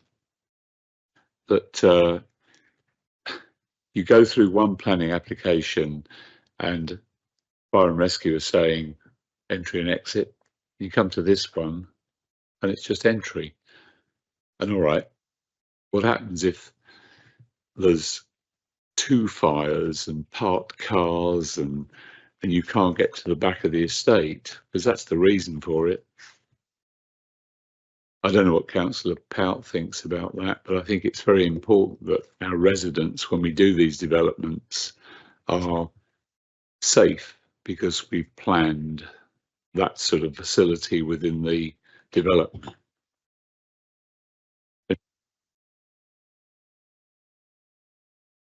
So just to be sort of clear on what the guidance says, so what it's looking at is where there are cul-de-sacs of 50 dwellings or more. I say it's KCC guidance, and KCC have come back to us, so it's their own guidance, and they've come back to us and confirmed that because effectively after the first 3 or 4 houses there isn't a cul-de-sac because it splits in two, they're happy that fire vehicles can navigate the site, and even if there were multiple issues at multiple points, they would still be able to get in and out. So it's the fact that it splits after 4 houses that means that effectively it's not caught by developments or in excess of 50 dwellings as a cul-de-sac. So that's the key distinction, I think. Thank you, Luke. Councillor Kenton came next, and then Councillor Pout. Thank you, Chairman. I think we're all wrestling this one because obviously I don't think we really think it's probably the best scheme in the world, and whether it should be there or not. But the issue we have, I don't think we can find the magic bullet or the silver bullet to say no and why. Talking about secondary accesses now, I suppose from as far as we've had before, and I remember where we've had double access or no double accesses, it's usually in the unlikely event, because the KCC is saying it's fine because after there's 3 houses or 4 houses it splits. So it's the unlikely event you have a fire right in the entrance of the site, isn't it? Yeah. So that is the issue, as you couldn't get the trucks in. Once it's past there, you're fine, aren't you? So where we've had this in the past, because I believe KCC aren't particularly worried because it's not their remit, they have guidance, but actually it's Kent Fire and Rescue, which is a building regs issue, not a planning issue, isn't it? So normally when we've done these kind of schemes where there is no fire exit, so we've always conditioned they have to have sprinkler systems, but we don't seem to have done either here. We haven't got a secondary access and we haven't got a sprinkler system in either way. So I'm not sure why we haven't insisted on that either. And I was just trying to drill down, because the issue is being, well, a lot of the speakers have said, you know, it's an allocated site. They accept the principle of development here, but they were expecting 50 dwellings and now it's 64. But if I was right listening to the the applicant or the agent for the applicant, originally it was up to 70 and they tested that with KCC, and KCC was still happy at 70 dwellings, were they? Because that's interesting, because now it's down to 64, and I was wondering what the extra trip data would be for those extra 14 houses over the original 50, because if it's only like a car an hour, the problem we're having here is, I think we'd all like to turn it down, but we've got to find a reason to turn it down, and if not, we just provide a false dawn to people saying, you know, we turned it down, but they will win on appeal and take us for a fortune. So the thing is, we've got to find, if we're going to find a reason to turn it down, we have to find a good reason. If not, we can't refuse it, and that's what we're struggling with at the moment. I think, Councillor Kenton, you're absolutely right, because going back to what I was saying before, we have to be bound by the policies and MPPF requirements, and unless, and I have yet to hear of a particular material consideration that we can propose to this site which is already allocated, I don't see, unless such a thing is proposed, that we can go contrary to officers' recommendations. Councillor Powell. Thank you, Chair. And I don't mean to labour this point, but I wonder if we have the tracking to show that a fire tender can use that little spur, then we're saying that it splits into two. So is that a suitable road that a fire tender can use? Or because I find it odd that KCC are not adopting that little side bit. They're adopting the main wiggly bit round, not that little side bit. And I wonder if they're not adopting it because it's not suitable in that sense, in which case I would argue that it is essentially a cul-de-sac, isn't it? Because a fire tender can't use anything else. So is the tracking available to prove that if the main adopted KCC highway is blocked, for example, can it use that side road or not?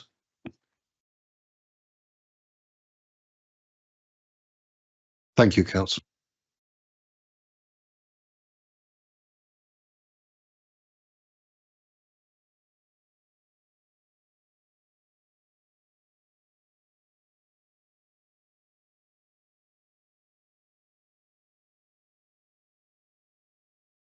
Thank you. In terms of the adoption, the plan on your right, the adoption of the road, that's the only road that the applicant has put forward to KCC, to Kent Highway Services, sorry, to actually adopt. They've never asked them to look at the remaining part of it.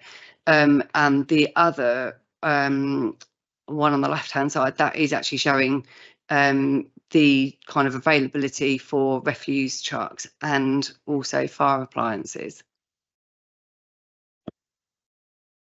Okay, so back to my original point then, I would still be gravely concerned about assuming then that you know, emergency vehicles can make it all the way to the top of that development, and the assumption is because it splits, there are two routes for it to take, when actually I don't believe that is correct, or we don't know that's correct, because we don't even know if they can manoeuvre into that second road, because no one's ever tested that. And so I think you're asking us to grant this application assuming that those vehicles can use that road when we don't know that. I think that's what you're saying.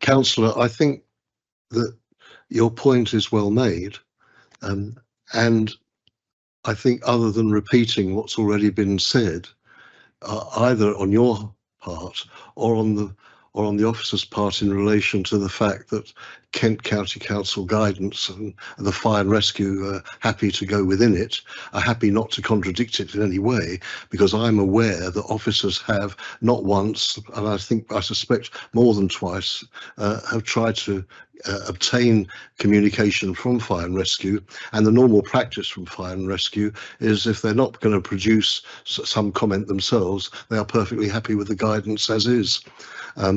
This should not take away anything from what you're saying or your vote for or against, but clearly fire and rescue are sufficiently satisfied with the road as is. And I would be the last, as Councillor Kenton, I'm sure, would recognise, to criticise Kent Highways. Not.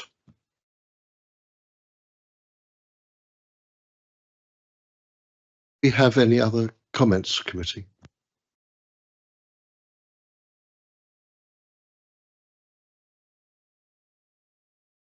May I suggest that we can bring a motion forward in this regard, since I think we have exhausted some of the key aspects.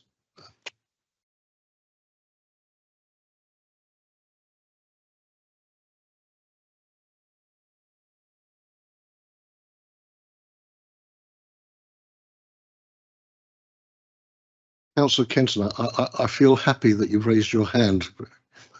Well, I'm not chairman, because unless we can find a reason to turn this down, we have to pass it. So I'm willing for the rest of the council to find me a reason why we can't turn it down, but unless they can and nobody seems to be speaking, we have to pass it. So I will recommend we go with the officer's recommendation, but I would add a condition if they're going to do this, and but unless we can get some answer out the fire brigade, it should have a sprinkler system installed as part of the conditions, because without a secondary access, that's what we normally ask for. Yeah.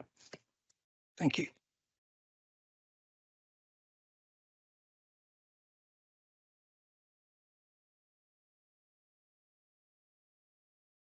Do we have a seconder for Councillor Kenton's proposition? Councillor Porter? Thank you.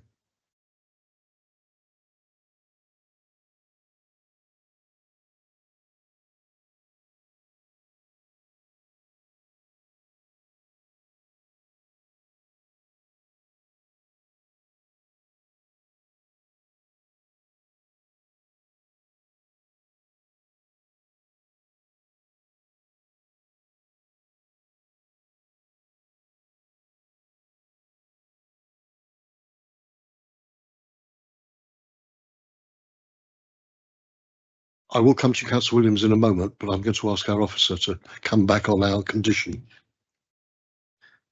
Just as I think because fire safety is something that is always covered by building regulations as well, what we'd question is probably we'd be happy to add that condition provided it isn't already covered by building regulations, if that's okay. So before we come to the vote, Councillor Williams, did you want to? Can I ask the officers if they could suggest, you've heard all the discussion, if you could suggest an acceptable reason for turning this down or getting it to be reduced in numbers? Reduction in numbers is Reduction in numbers would you know. It's either yes or no. But it's outside the local plan, so I can't understand why we're allowing it. Councillor Williams, I hear precisely what you say, but it's quite inappropriate for officers to start recommending things above and beyond the committee. We have an allocated site, and while clearly the feeling in the committee is that there ideally should be closer to the indicative number, going back to Councillor Back's original point, I haven't heard of a material consideration to, unless Councillor Woodgate is going to drop in. Thank you, Chair. I've kept my powder dry for a while. I kept quiet because I don't want to talk unnecessarily. My wife always says that. But I do think we have grounds to decline this particular application, because the concern of that Councillor Pout very, very clearly explained at great length and made me think that we have I have grave concerns that the emergency access, it's a single access road that's very windy. How are they going to reverse? All those things that Councillor Pout said, I think are good enough grounds to refuse this current design. If I may, Councillor Woodgate, that perfectly entitles you to vote against the proposition. But as officers have said, that goes also against the advice that we've received from KCC Highways. So I think that informs your vote, but I think we should proceed to the vote. And if a Democratic Services Officer can read out the proposal.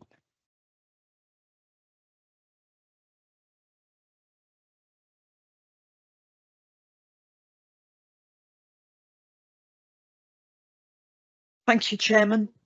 There is a motion to approve the application which has been seconded, and that's in accordance with the committee report, but with an additional condition regarding what was it?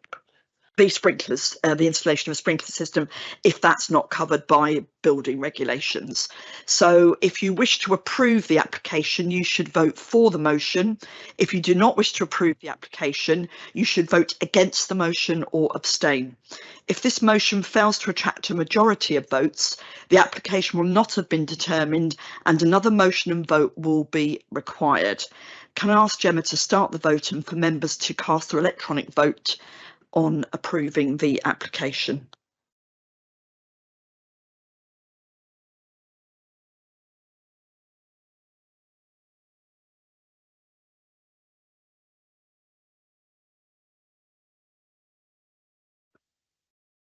We have 4 votes in favour of the motion for approval. We have 1 abstention and we have 5 votes against. So that motion has failed.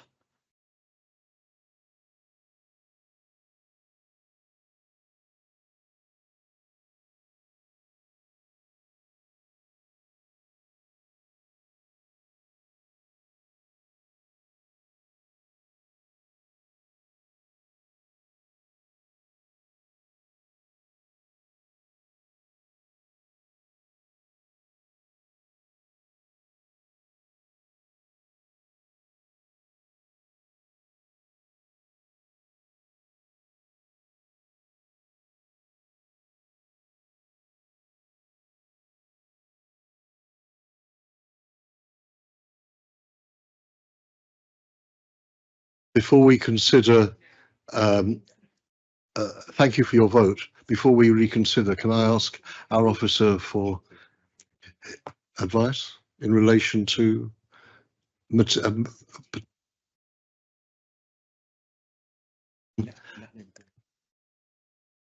I think we need to bring forward another motion. Is Councillor Pout? Yeah, I'm happy to propose a motion. You would like the grounds on why we are rejecting this? Yes. So I would like to propose that we reject the item in front of us. I think initially we were saying on the grounds of overdevelopment. I would suggest we've had a lengthy discussion on the highways design, and regardless of whether Kent Highways have objected or not, that is the view of the committee, and we would have to defend that if need be. I personally would also suggest that as paragraph 190 of the MPPF was mentioned, I would suggest that that is grounds for refusing. And I think I'll stop there for now. Would we have a seconder for that motion? Is that Councillor Knight? Thank you.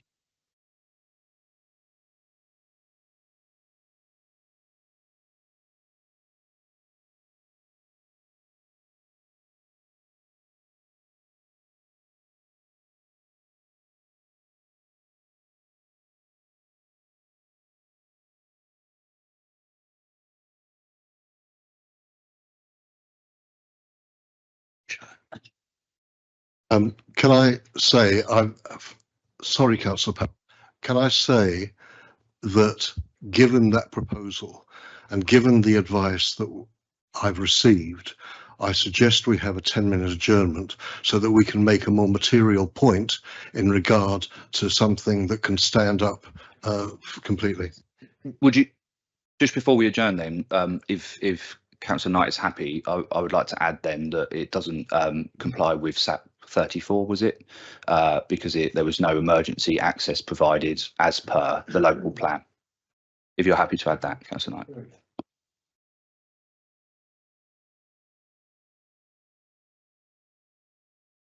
I'm proposing that we adjourn the meeting for 10 minutes. Can I have a seconder, please?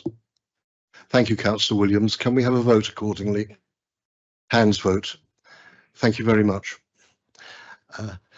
And to those many people in the brave room and waiting in the public gallery, I'm sorry for taking such a delay, but you'll appreciate, I'm sure, the reason why.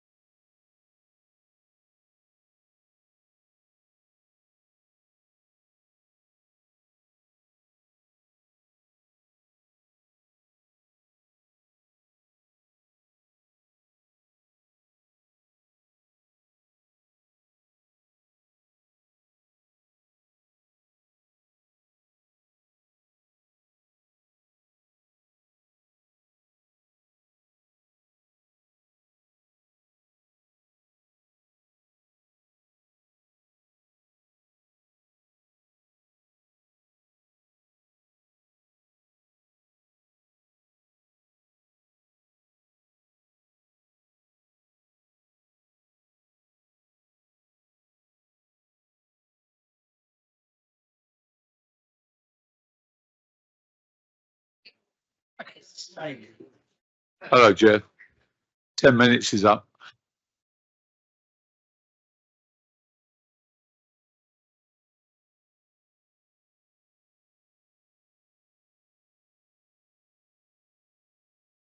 We are going to reconvene in 1 minute, so I'd please advise you to regain your chairs, or those brave of you in the brave room who are standing to regain your standing, and we will start in around about a minute's time. And thank you very much for your patience.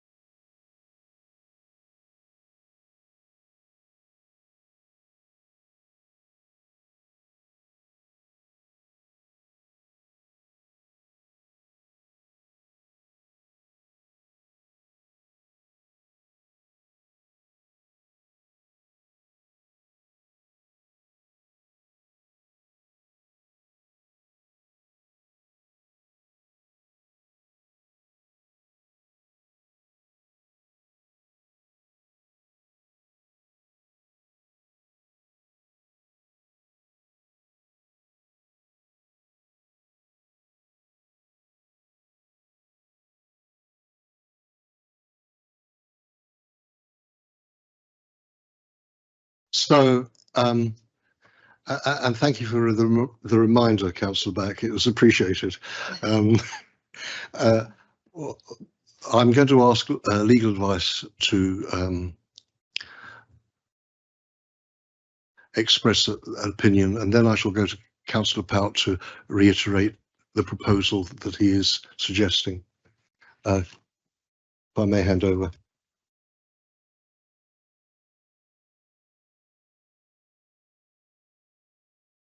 Thank you, Chairman. So it's not so much legal advice really as commenting on the proposed reasons for refusal, because as you well know, if we refuse the application, there's likely to be an appeal, and we need to defend the reasons for refusal. If we can't defend them, then the permission will end up being granted anyway by the inspector. And also you need to be conscious, as I know you are, that we've got to be reasonable when we make decisions, and they've got to be well founded. And even though the potential financial implications to the council of refusing a permission aren't material, I think you're all aware that unreasonable decisions can lead to costs award against the council. So this isn't a threat, it's simply just explaining what the process is and what the basis for a cost award is, its unreasonableness. So we're looking at, are these reasons defensible? So what I've managed to glean from what Councillor Pout said was that the issues are firstly overdevelopment. Now, overdevelopment can be a material consideration, but what we need to focus on is what the harm arising from the claimed overdevelopment is. There's obviously been quite a long debate, and I think members would really need to flesh that out. So they need to be able to identify harm arising from overdevelopment in order for that to be, you know, potentially a reasonable basis for a refusal. It's worth pointing out, as you've heard, that the allocation doesn't set an upper limit on the number of dwellings. So simply to say it's too many isn't sufficiently rigorous assessment of the proposal. You've heard from the planning officers about densities, so I won't reiterate that. Simply to say that it's not sort of at face value overdevelopment just because it's more dwellings than the indicative number was for. And that's not conflict with the policy in and of itself. Secondly, there was highways design. I'm not entirely clear as to what element of highways design was the issue. If it is to do with the emergency access, because I've not heard any problems with the visibility displays or anything like that. They've been approved by KCC. If it does relate to the emergency access for fire and safety purposes, then we've heard that KCC, who wrote the guidance, haven't objected and have confirmed they're happy with it. Now, in those circumstances, unless you've got some other evidence that contradicts that's going to be very difficult to defend at appeal. Paragraph 190 of the NPPF was mentioned, which focuses on major development within, amongst other areas, national landscapes. The report, as I think Councillor Pout mentioned in paragraph 216, does mention paragraph 90, but what it points out is that there's a very small proportion of the bank opposite the site to be excavated that is within the national landscape. The proposal isn't for major development in the national landscape. If it was, it would have been rigorously assessed against the test set out in paragraph 190. So just to clarify, that in itself is not a reason we could stand up at appeal. I think the other point that Councillor Pout made was it doesn't comply with the SAP 34, the allocation policy. I think it was because of the lack of emergency access. I think that was what was mentioned. But the point there is the policy doesn't require an emergency access. We've already heard that KCC is happy with the provision and they wrote the guidance. I think what maybe is causing confusion there is the secondary access, and that is required. That's about a pedestrian access, and that is being proposed as part of the development. So that's my thoughts on the reasons. Thank you. Councillor Pout, can we go back to your proposal, please? If you could explain that further, thank you. Yeah, thank you, Chair, and thank you, Dan. Welcome your advice there. Yeah, I think pretty much summed that up. I think on reflection, the points on the design, the layout, essentially, I think will be addressed in the building regulations stage, and so I think the concerns that we have in terms of whether this should be treated as a cul-de-sac of 50 or more, given that little secondary road, and whether it is suitable for a fire tender or not, I think would be addressed in the building reg stage. And I think you've clarified the points. I suppose it's slightly frustrating that points of the NPPF are referenced heavily in the reports if they're not particularly relevant, and so maybe that's a point to take away for future reports, so they aren't clouding the judgment of committee members. And I think the weighting given to SAP 34, I think you've clarified that point. So I think on this occasion then, if Councillor Knight is happy, I will withdraw my proposal, because I don't think we could defend that. Councillor Knight. Yeah, thank you, Chair. Just a couple of things that I would like to say. That's obviously very disappointing to hear, and I totally understand the reasons behind it. There are a couple of things that I still feel I'd like to say, and I do feel very, very sorry for this community, because, as I said earlier, I still think it's in the wrong place. Access is completely wrong. But one of the things that I did mention earlier was the construction management plan, which is a condition or a recommendation. It should be a very, very strong condition.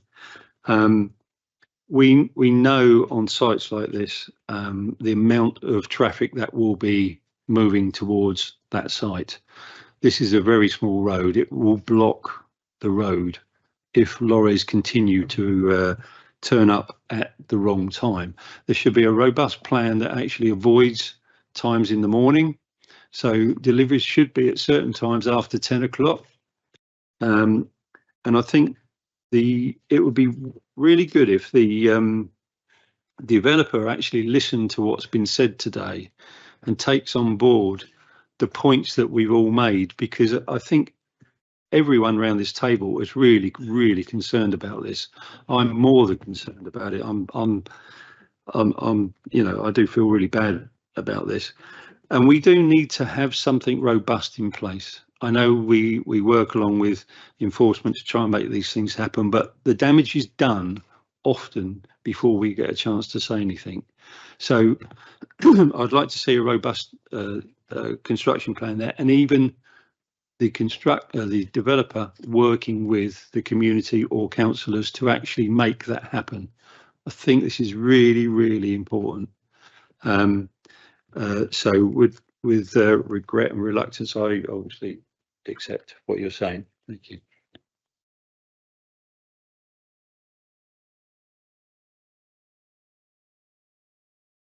Thank you, Councillor Knight, for that. Obviously, at the moment, I think there is no motion on the table, but if we do get to a stage where there is a new motion looking to approve the application, then we've heard, I think, what you said about the construction management plan. As you said, we've already got a condition recommended, but we're very happy if you wanted to work with us to make sure that the wording is as tight as you think it would be, you know, within the parameters of what we can do. But we'd be very happy to work alongside you on that to make sure that you're sort of happy with what we've come up with. When I spoke at the inception of this meeting, I said councillors have to comply in relation to the considerations, policies and procedures of NPPF and the development plan, and often do so with a heavy heart. I fear this is going to be one of those situations. Given Councillor Pout's withdrawal of the proposal, I am suggesting that the original proposal, if the Democratic Services can read that out, should come back again if someone would care to propose it, in order for us to vote again. Would you care to read the original one out and see if Councillor Kenton's proposing? And Councillor Cronk is second. Yeah, so the potential motion is to approve the application, and that's with an additional condition for a sprinkler system if it's not covered by building regs. Is that acceptable to both of you? Yes, but can we have the management plan put in as well? It's already so we in can there. discuss that, please. It's already in there, I believe. That's all right. Can I ask Democratic Services to commence with the vote? Yeah. So, yeah, I'll just read out what the motion is. Again, there is a motion to approve the application which has been seconded. That's in accordance with the report recommendation, but with an additional condition requiring a sprinkler system if that's not covered by building regulations. If you wish to approve the application, you should vote for the motion. If you do not wish to approve the application, you should vote against the motion or abstain. If this motion fails to attract a majority of votes, the application will not have been determined and another motion and vote will be required. So you are voting to approve the application. Can I ask Gemma to start the vote and for members to cast their votes?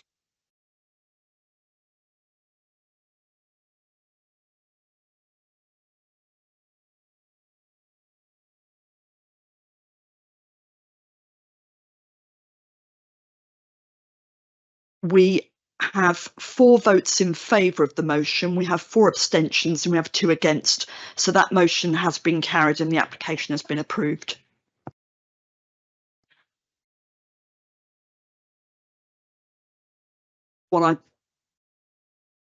No abstentions don't count though. It's four votes for, 2 against, so and abstentions don't count. I'd like to thank all the residents of Kingsdown for coming.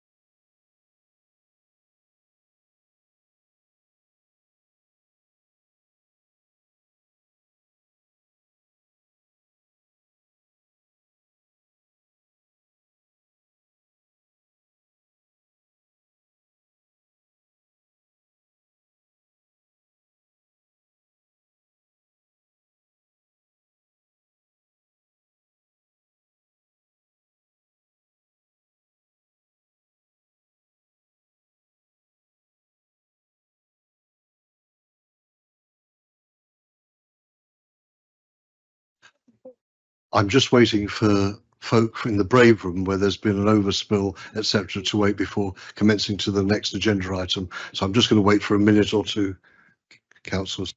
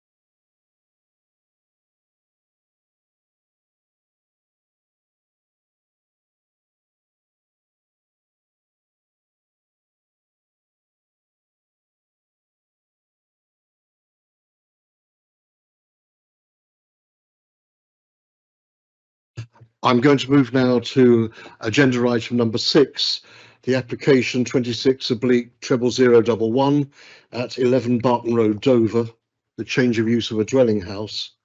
If I can ask our officer to make the presentation, please. Thank you, Chair. Good evening, councillors. So the application before us is for a change of use from a C3 dwelling house to a 7-bed HMO with some associated works like replacement of the windows to the ground floor side elevation and some bin and cycle store as well.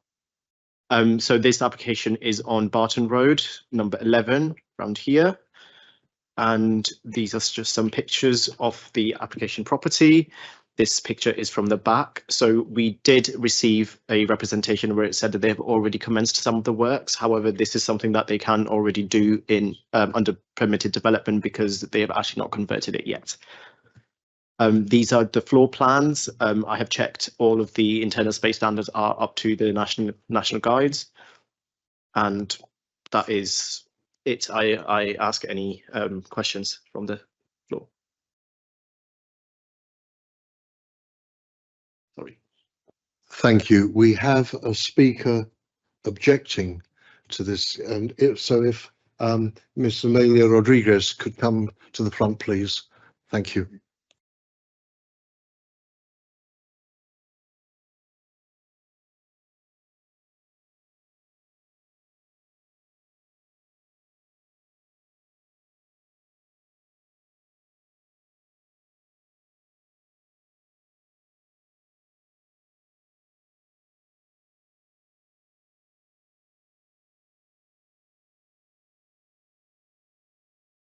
Now? Okay. Okay, fantastic. Right, good evening. My name is Amalia Rodriguez and I live at number 9 Barton Road, sharing the primary party wall with this development. While I am the only neighbour speaking today, the concerns I'm raising regarding the intensification of this site are shared by those living in the immediate vicinity of number 11, with a lot of objections submitted against the 7th bedroom. I'm not here to block housing, but to ensure that the transition to a sui generis HMO is physically compatible with a terraced family home. I have spoken with the applicant and appreciate the high standard of work currently being undertaken. However, my main concern is the party wall. While I understand that the applicant is insulating internal partitions between the new bedrooms, that does not protect my home and my family from the noise of 7 independent households. We share a Victorian brick wall that was never designed for this level of activity. The comings and goings of 7 adults on 7 different schedules create a cumulative noise impact that is vastly different from a single family home. And this is a material consideration. Under Dover Policy PM2, the Council must protect the residential amenity of neighbours. I am asking the committee to ensure that the primary shared wall, not just internal partitions, is physically upgraded with high specification acoustic insulation as a condition of this 7-bedroom, even if it's not rejected. Barton Road is already under immense pressure. While one extra bedroom may seem small, the cumulative impact on parking, waste, and local character is reaching a tipping point with this extra 7th bedroom. To mitigate this, I asked the committee to formalize a management plan and waste strategy. While I have spoken with the owner about its management and I trust his verbal assurances, I am here to ensure these promises are tied to the land through planning conditions, so the street is protected for the long term, regardless of future ownership. That's fine. By granting this application, only with these conditions, the committee supports the applicant's investment while fulfilling its duty to protect the living conditions of all existing residents. This is a balanced, fair, and professional solution for all parties. Thank you.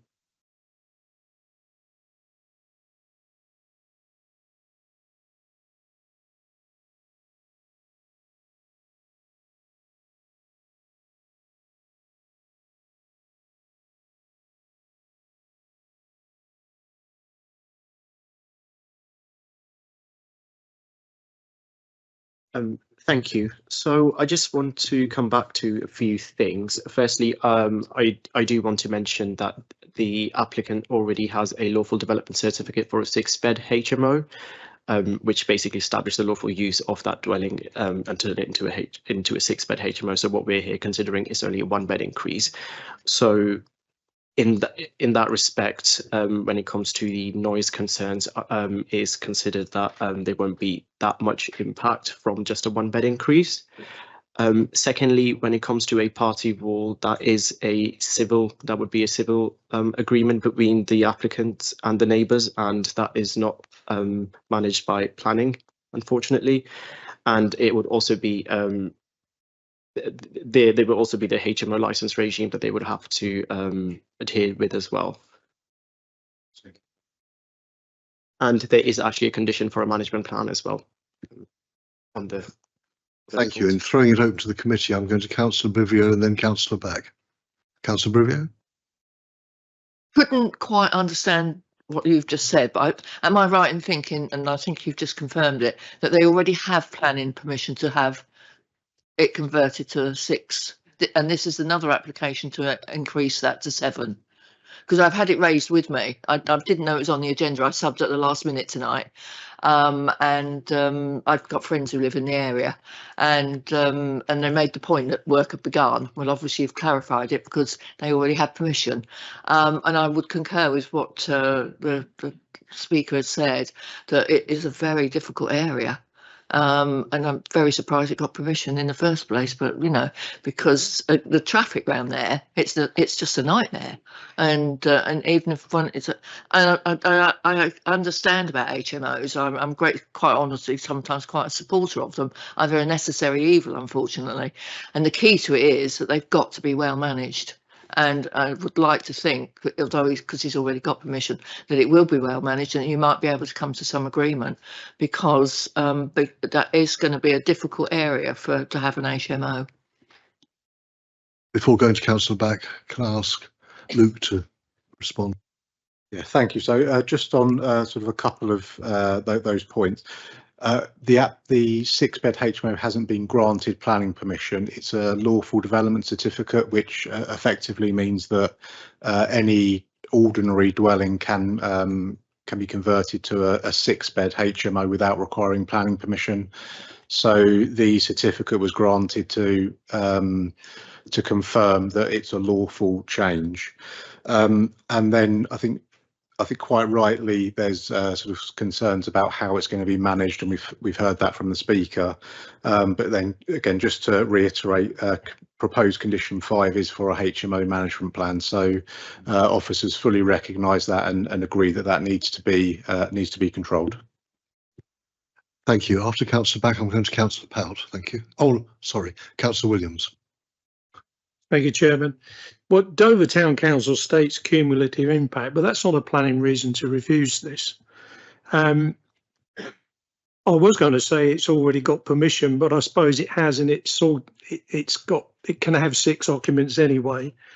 Unfortunately, most people don't want an HMO right next to them. Some of them are leery, they get noisy people drinking, etc. Others, they even work away in London, etc. So I'm going to accept the officer's recommendation to approve.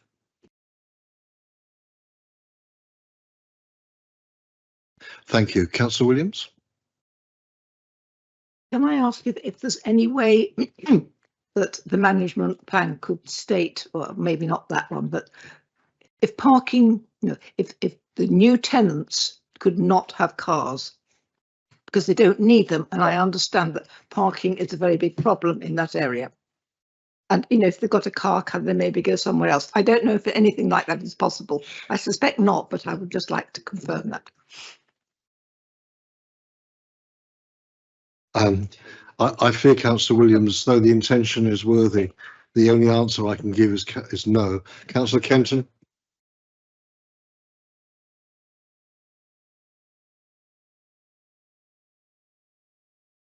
Thank you, Chairman. In some ways similar to the last application, where we're slightly emasculated by the system, aren't we? So, and we have very little choice for this. We're only arguing about one extra person within the HMO because they can already do 6.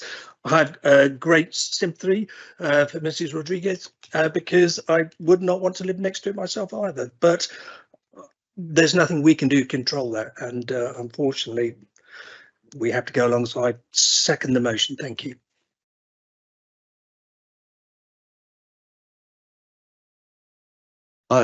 So that's a seconding. So thank you, Councillor Kenton. I'm just thinking that there's not a condition in relation to sound insulation that we can make. I mean, is this still to be left as a civil agreement between Mrs. Rodriguez and the owner?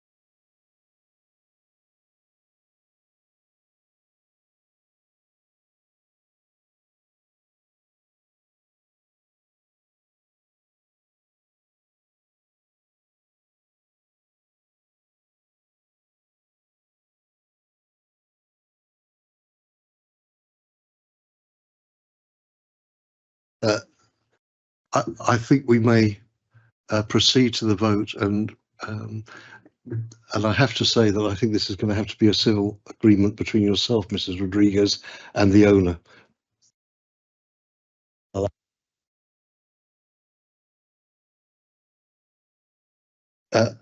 Yes.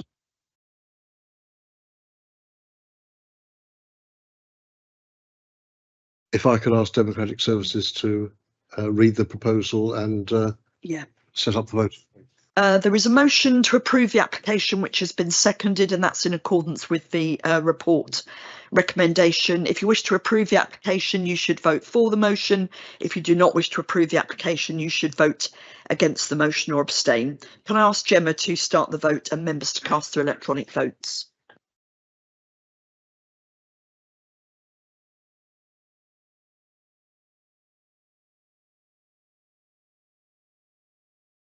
We have 8 votes in favour of the motion to approve and 2 abstentions, so that motion has been carried and the application has been approved.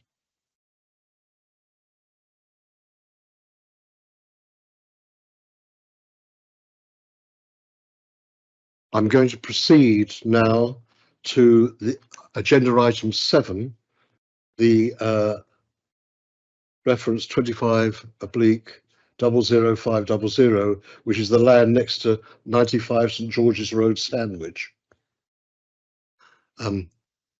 If I can ask our officer to make the presentation. Thank you, Chair. Before I begin, I do have some updates. We received 2 new comments since the publication of the agenda, and although they don't raise any new points, nor do they change the recommendation, both of them do raise some errors within the report.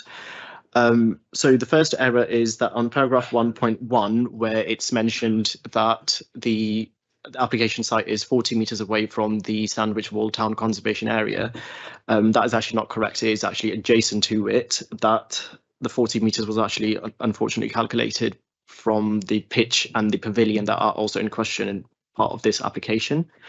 And then the second comment is that on paragraph 2.12, where it is mentioned that the applicants do not wish to enter into a Section 106 agreement.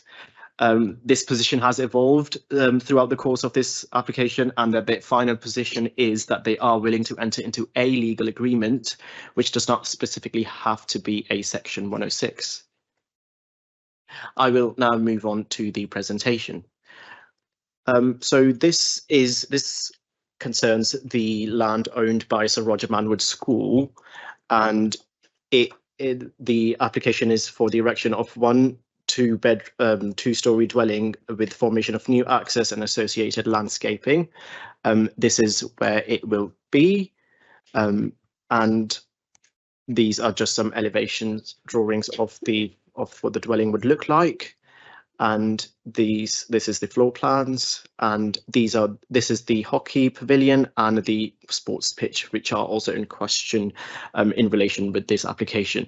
So in all other matters, in all material matters, the application is sound. However, the application does fail for the principle of development. It does not establish that.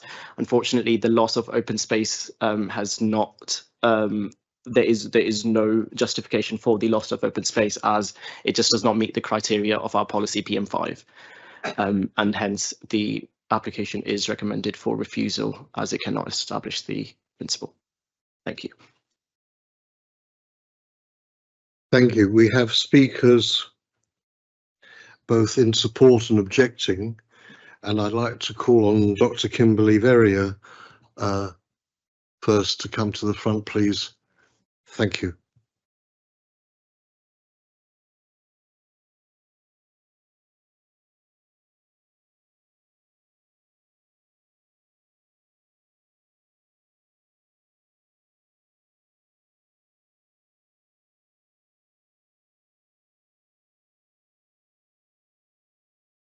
Thank you for the opportunity to speak. While this is a contested application involving a local school, our objection is based on planning policy and law. This proposal for one house on protected open space has already been refused and dismissed at appeal, and we support the officer's recommendation to refuse again. Development on protected open space is only acceptable where strict criteria are met. Both the inspector and officer found that the development would result in conflict with the local plan. They both found that the loss of open space is unacceptable, the benefits are limited, and that there is no legal mechanism linking this development to sports facilities or funding for them. None of those key issues have changed. The officer report confirms that the sports facility exists independently of this application and are already used by the community.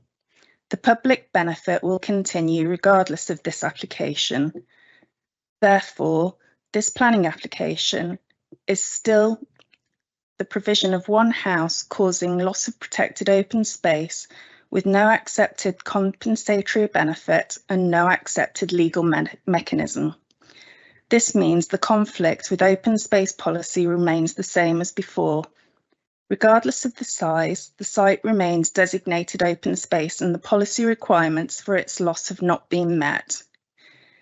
In addition, the site makes a positive contribution to the wider area. It forms part of a long established wooded corridor, contributes to the setting of the conservation area, and contains protected trees identified as having high visual amenity and forming an integral part of the street scene. The inspector recognised that the site contributes to the verdant character of the wider open space. He also said that it has different characteristics to the nearby sports facilities. This site has been subject to clearance in recent years, which has affected its condition. However, this does not alter its designation as protected open space or its contribution to the character of the area, and it is now regenerating. If this application proceeds, all protected trees on the site will be removed, resulting in the permanent loss of that contribution to the area. The submitted biodiversity metric indicates a 78% net loss of on-site habitat. The applicant's own assessment identifies 62% reduction to sunlight in the neighbour's living room. I respectfully ask you to refuse this application. The clear open space policy conflict identified as appeal remains the same. Thank you for the opportunity to speak. Thank you very much. Could I ask Councillor Friend to come forward, please?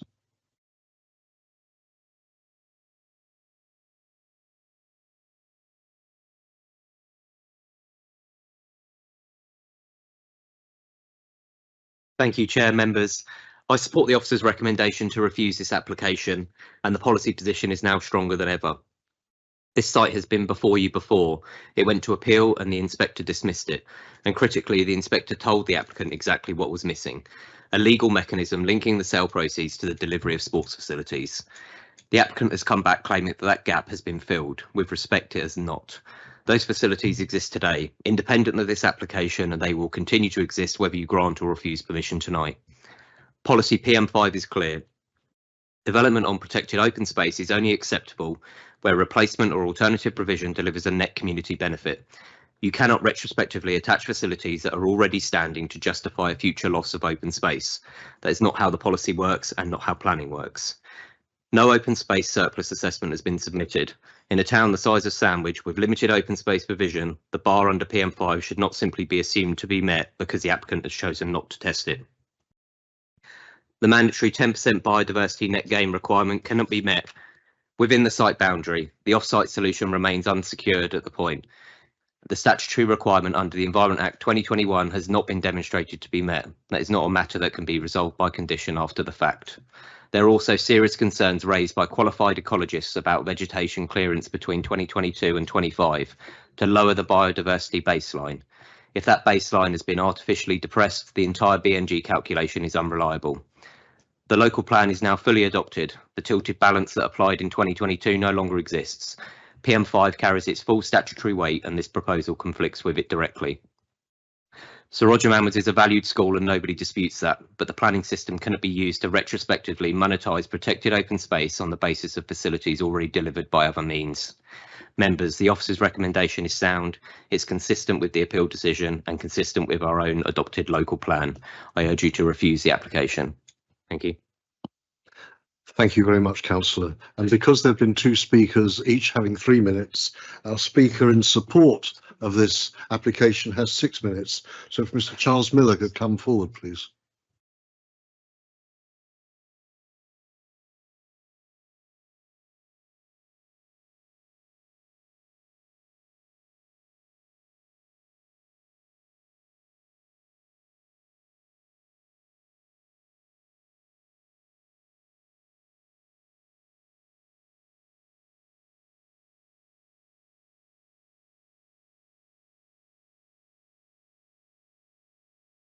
Chair, councillors, I'd like to focus on two issues: the true status of the site and the planning inspector's grounds for rejection in 2025.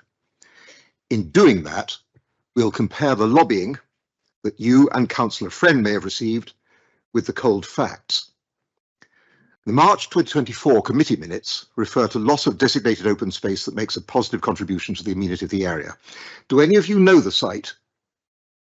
You have a photo of all that the public can currently see. That's in your pack. The space is far from open, it's fenced off, and it's inaccessible even to our school community, let alone the public.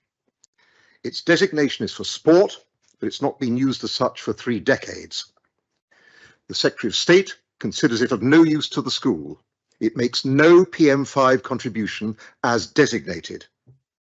And you also have a photo of St George's Place, the other side of number 95. The plans for the plot look just like that. All 8 of those houses, approved by this committee, were built on the same disused school land, also designated for sport. Nearly all of the opposing submissions have been copied from the same master brief.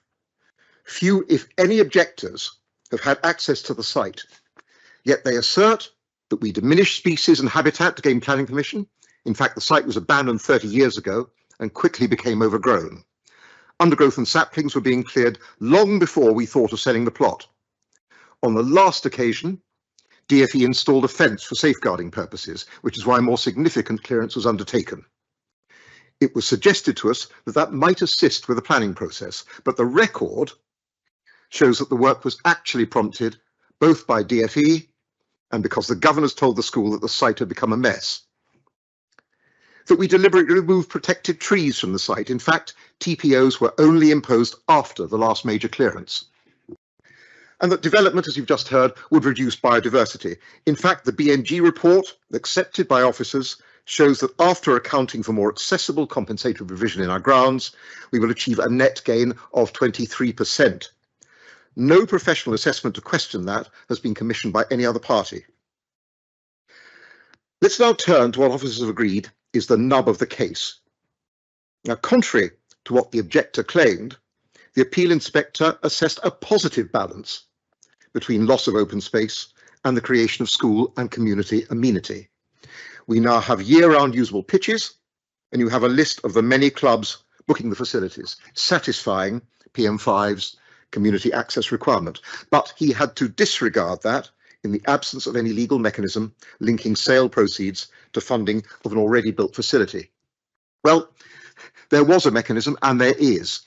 He didn't consider the Secretary of State's sale consent a legal instrument directing how the proceeds must be spent. Officers have claimed that the consent conditions don't establish a link between plot sale receipts and funding of the project. But since the appeal, DfE's and KCC's lawyers have expressly stated that reinvestment of those those proceeds in the completed project is equivalent to investment. While both sides' lawyers have discussed that in relation to enabling development, you'll find that in 262 to 264 in your pack. With all due respect to them, that is not what this case is about.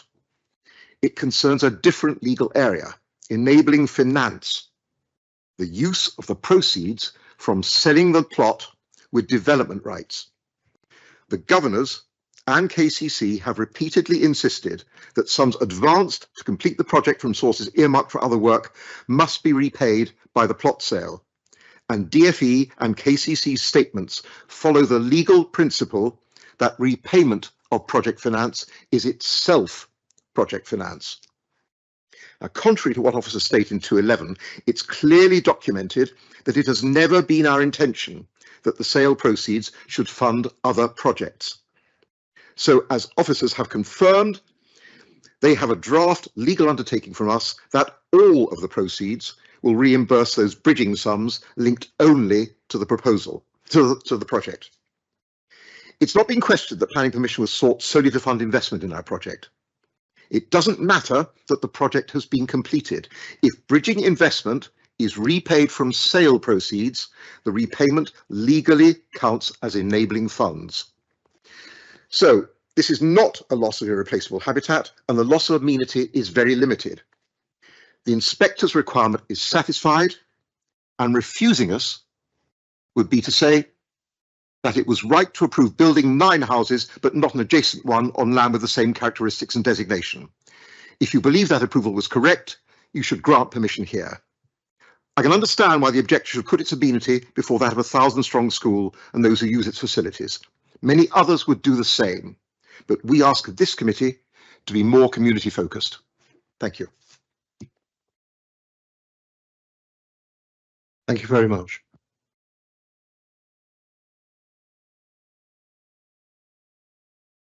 The matter is before the committee. Councillor Woodgate. Thank you, Chair. Excuse my ignorance, but various occasions by those objecting, this plot of land was referred to as open space. To a simple soul like me, open space is somewhere where I can wander freely. However, this is not. This is, correct me if I'm wrong, I know the school as well as the previous school. So that's behind a fence. No members of the public can walk on here. So we're not taking away any open space at all from anybody. And I that's my understanding, I think, correct me if I'm wrong. And secondly, this is not ancient woodland that has not been disturbed since the last ice age, is it? This is just a few trees. Again, I might be wrong. Correct me if I'm wrong. Thank you. Councillor, I do have to say to you that the area is defined within our policy as open space, irrespective of the content. That is the current definition within our policy. Councillor Back. Thank you, Chair. I find it a bit odd that the officer was asked if he'd like to comment, and we had such a good repertoire from the agent or the owner. Why won't he answer the questions? I mean, it would help us, if nothing else. So most of the arguments were legal matters, and I would ask our solicitor to respond to those.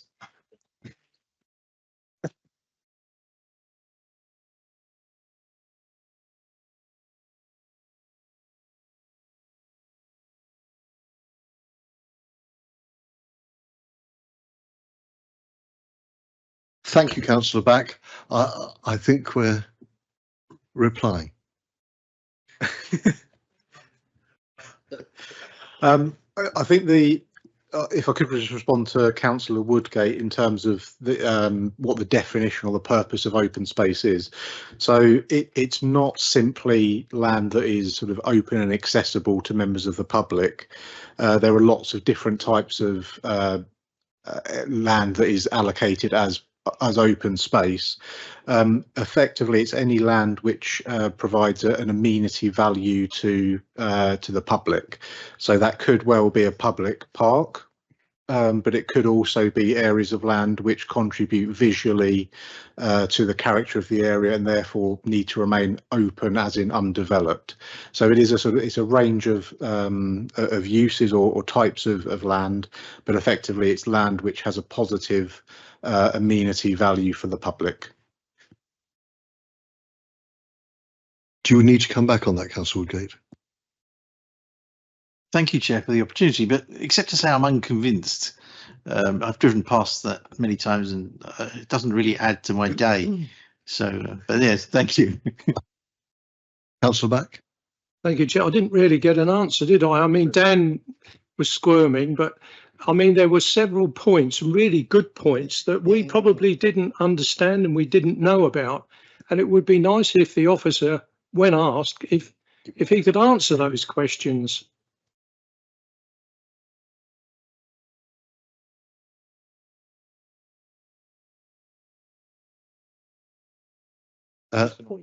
Councillor,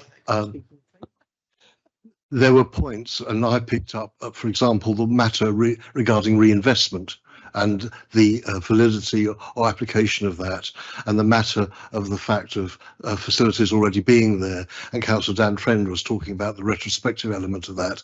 Are those the precise issues that you want reply on, or were there more? They were reasons, basically, for approval in my mind, and we haven't had an answer that I didn't know about half of the things that the gentleman was talking about. They weren't in the and I saw the officer, bless his heart, was writing away furiously. His pen was steaming.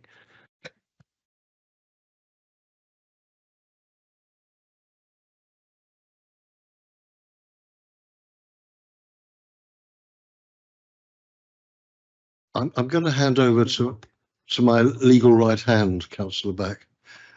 Were there any other councillors wanting to make a contribution at this moment in time? Okay. Thank you, Chair.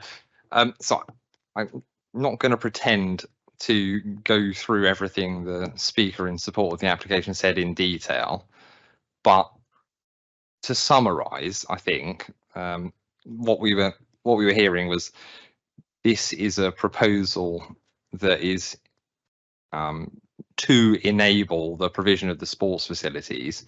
The fact that they've already been delivered doesn't mean it shouldn't still be considered to be enabling funding, I think was the way the speaker put it. And the report does deal with the arguments that have been presented in the course of the preparation to get to this point. So I've looked at a couple of opinions that their barrister has written. He's set out why it's what he calls enabling development. The report clearly addresses that and explains why it disagrees with that conclusion.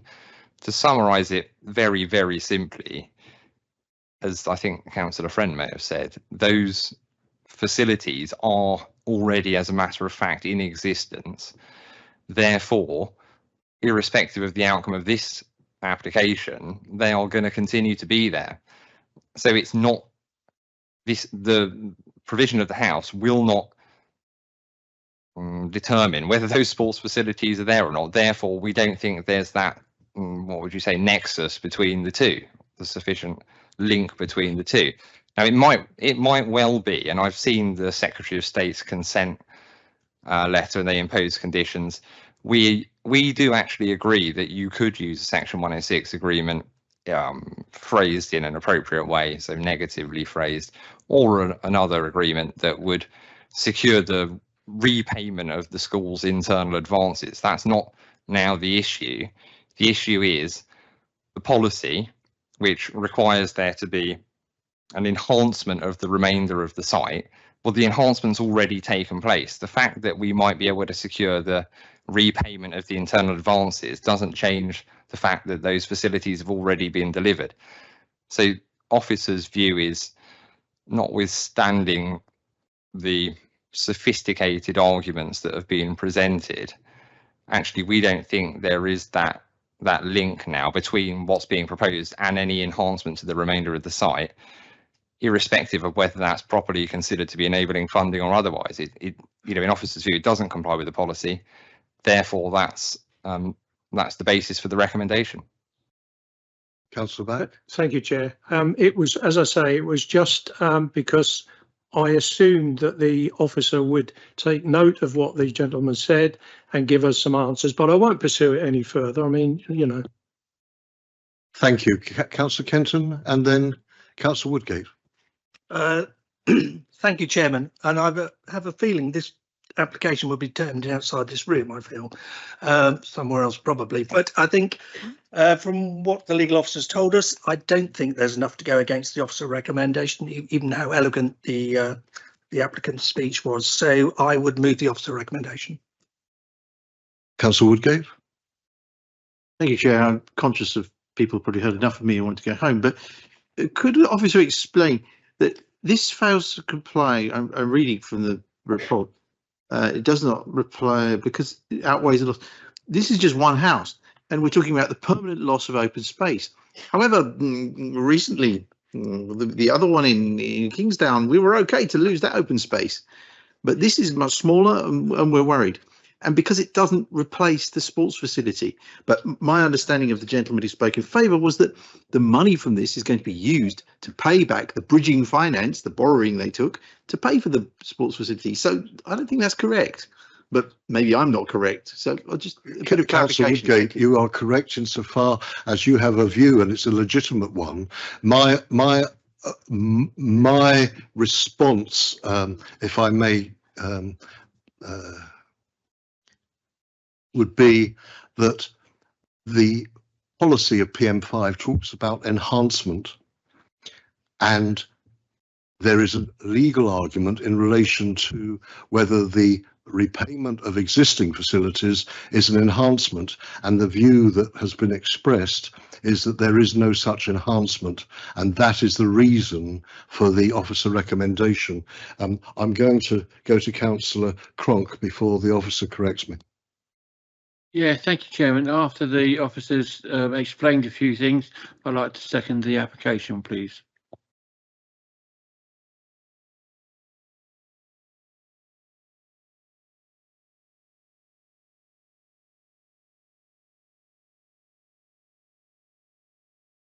We have a proposal and a seconder. If the proposal could be read, and thank you.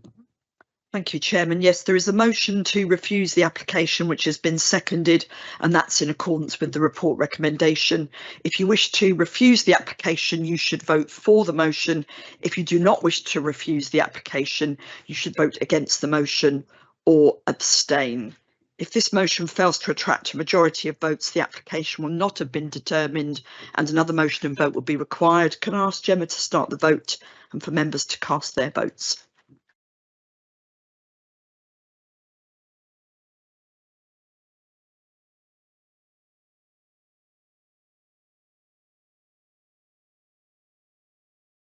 We have 8 votes in favour of the motion to refuse, 1 abstention and 1 against. So that motion has been carried and the application has been refused. Thank you, colleagues. I'm going to move now to agenda item 8, the units 19 to 22 of the Tridax Business Park, regarding the change of use from commercial office to a pool and snooker club.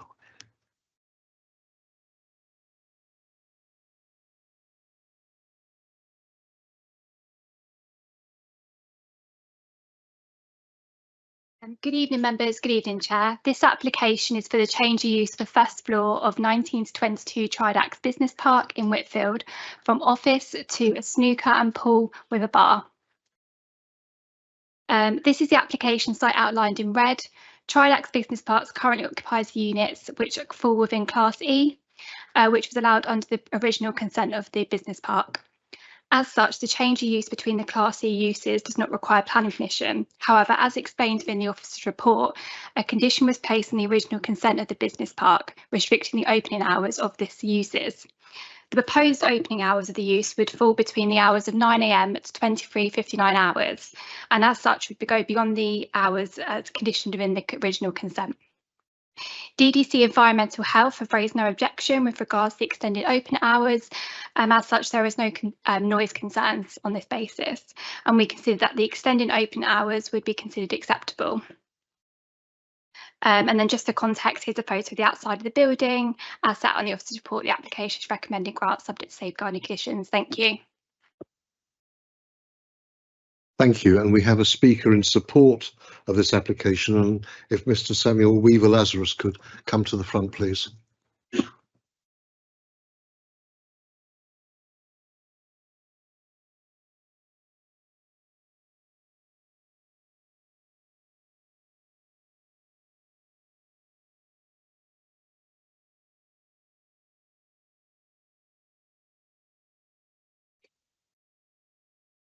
Good evening, Chair and members. My name is Sam and I'm the applicant for this proposal. Our vision is to provide a high quality facility for the thriving, rapidly growing pool community in Dover and the surrounding area, a space where people can practice in tournament standard conditions and participate in structured leagues and competition. This is not intended to be a late night drinking venue. It's a recreational sports space for serious pool players. A premises licence is in place to enhance our customer experience, but this is not the focus of the business. Pool as a sport nationally and locally is rapidly growing, especially amongst younger players inspired by the TV coverage by Ultimate Pool and TNT. Dover currently lacks a high-spec facility to support this demand. The strong number of letters of support submitted during the consultation period demonstrate a genuine appetite for this particular facility. A letter of support has also been submitted to today's chairperson from Barbara Taylor, who's the former women's world champion, and she's the chair of the English Pool Association, detailing how modern pool clubs are very different to the type of venue that many concerned parties may envision. These clubs foster a safe, welcoming and inclusive space for the people of all ages, genders and backgrounds. I'm passionate about encouraging engagement in pool for children and young adults, and part of our plan is to collaborate with local schools and youth groups to provide coaching sessions and opportunities to try the sport in a safe setting. As the founder of the Whitecliffs Pool Association, I've hosted competitions and leagues in the area for the last 3 years without any antisocial behaviour receiving complaint nor intervention. We typically attract players from all over Kent and beyond, and these experiences help promote Kent Pool on a national scale. We took parking concerns voiced during the consultation period seriously and conducted a week-long survey of availability. Even during peak weekday office hours, spaces were available at all times. The majority of our activity takes place at evenings and weekends, at times when the car park is virtually empty. We're also very well connected to local bus routes, servicing Dover, Deal, Whitfield, Canterbury and national rail links. More broadly, this proposal represents a positive use of the space, bringing activity, footfall and community engagement into the building, particularly outside of those standard working hours. With the change of use already compliant with the conditions of the estate, the vote today centres around the extended opening hours at evenings and weekends. At these times in particular, any concerns regarding parking availability and increased footfall into the business park are not cause for concern. I'm personally very passionate about delivering this facility and creating something that adds genuine value to the local community. Thank you for your time. And thank you for your contribution. There is mentioned a covenant, and may I just remind the committee that that covenant is not material in relation to planning, but I'm going to go to Councillor Porter and then Councillor Back.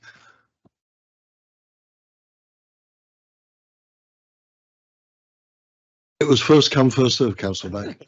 That's why I didn't go first. I would like to move that we accept the officer's recommendation and grant planning for this business activity. Thank you, Councillor Porter. Councillor Back. Thank you, Chairman. Just a few words before I make my mind up.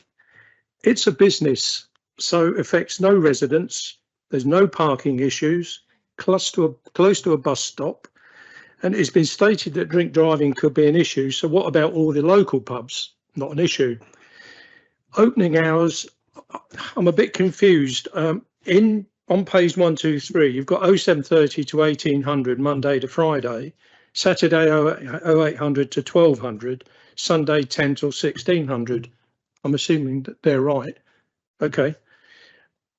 Opening hours seem okay with me. Other units are a large mix of including food outlets, both eat in and take away. So I'd like to second the motion. Thank you. Councillor Knight, do I see a hand? Thank you, Chair. I will be brief. I always want to be somebody to support entrepreneurs' business, and certainly in our area, goodness me, we do need to have facilities. However, there's just one or two concerns which I'd like clarifying, really. I do know the units. I know Tridax, as I've mentioned before, and whilst I welcome the idea of a pool and snooker club, I just have some concerns about the actual building itself, the fire situations, because I know there's if you look at the plan of the building on the second floor or the first floor, the fire escape that I see is twofold. You have stairs either end, but it is split into 2 units, which means there'll be a door. One assumes that door means there's access through should there be a fire to the other end, and will the occupants of units 19 and 20 be okay with the door being open or access going through there? So the fire restrictions just concern me a little. One assumes that building control will be all over this in terms of the fire, the toilets, the bar. Perhaps disabled policies is not involved here. I don't know whether we need a disabled access to a pool or snooker room, but it is on the first floor. It's change of use. That may be something that we need to consider. The parish council did write a long list of requirements, some of which I've pulled up there, but don't seem to have got a reply from them. I just wondered why that may be the case. In terms of the parking, now I understand from the applicant that most of the activities will be in the evening. that's absolutely fine. I can support the fact that the car park is largely empty at night, so that's absolutely no problem. But what concerns me is during the daytime, because there are other businesses on the site, and having spoken to the owners of the site, it's not a given that parking is allowed during the daytime anywhere generally. And they do have a concern about that, in so much as that if it becomes a problem, they would even consider putting some parking restrictions on the site. So these things all need to be taken into account. I'm not going to object to this application because, as I said at the beginning, I feel we want to support local business, but there's many things there that I do feel need to be taken into consideration. Certainly, the safety and well-being of people coming in and out of what is in effect an office. One other thing that just occurred to me: these were built as offices. Are they built strong enough to hold snooker and pool tables safely on the first floor? You know, these are commercial offices. I don't know. Please tell me that it will hold a snooker table, because I'd hate to think it landing on somebody's head. Anyway, thank you. Thank you. In terms of the fire safety point that you mentioned and the disabled access, as well as the weight of the pool tables, this would all be covered under building regulations. That's a separate matter to planning. And then in terms of the parking, obviously, as I mentioned, the actual change of use during the hours that were conditioned under the original consent, it doesn't require permission, so they could use this as a pool and snooker currently at the moment within those hours that were conditioned under the original consent, which is during the day. So it would only be the additional hours, which we don't consider that would be an impact upon parking or require additional parking, given what's already at the site. Thank you. Thank you, Kelly. We have a proposal and a second. If we could have the motion read out before the committee and then proceed, please. There is a motion, thanks Chairman, there is a motion to approve the application which has been seconded. If you do not wish to approve the application, you should vote against. If you wish to approve the application, you should vote for the motion. If you do not wish to approve the application, you should vote against the motion or abstain. Can I ask Gemma to start the vote and for members to cast their votes?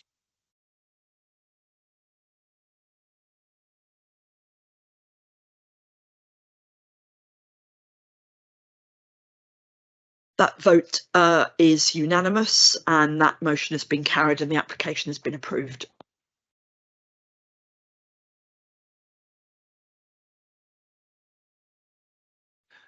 Thank you. We now proceed to the agenda item 9, the 71 London Road in Deal, erection of 2 dwellings.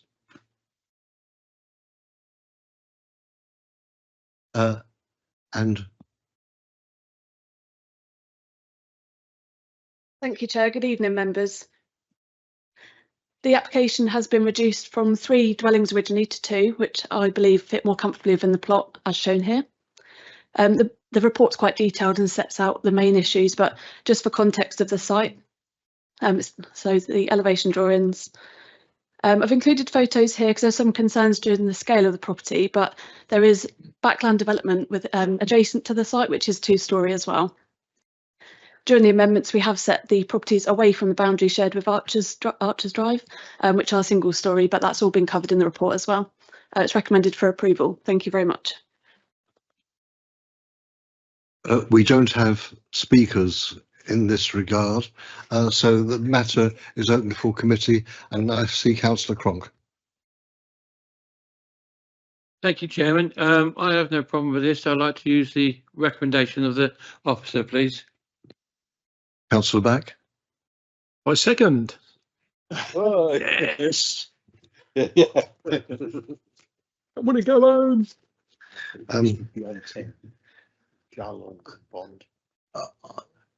I don't sense there are other points, so I think we have to go to the proposal. Thank you, councillors. So there is a motion to approve the application which has been seconded. If you wish to approve the application, you should vote for the motion. If you do not wish to approve the application, you should vote against the motion or abstain. Can I ask Jenna to start the vote and members to cast their votes?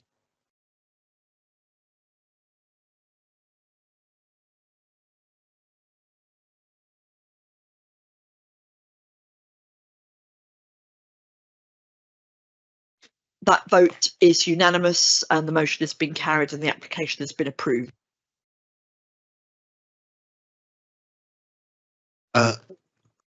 Thank you very much, colleagues. We now come to agenda item number 10, reference 25/01030, the Granville Road site in St Margaret's Bay.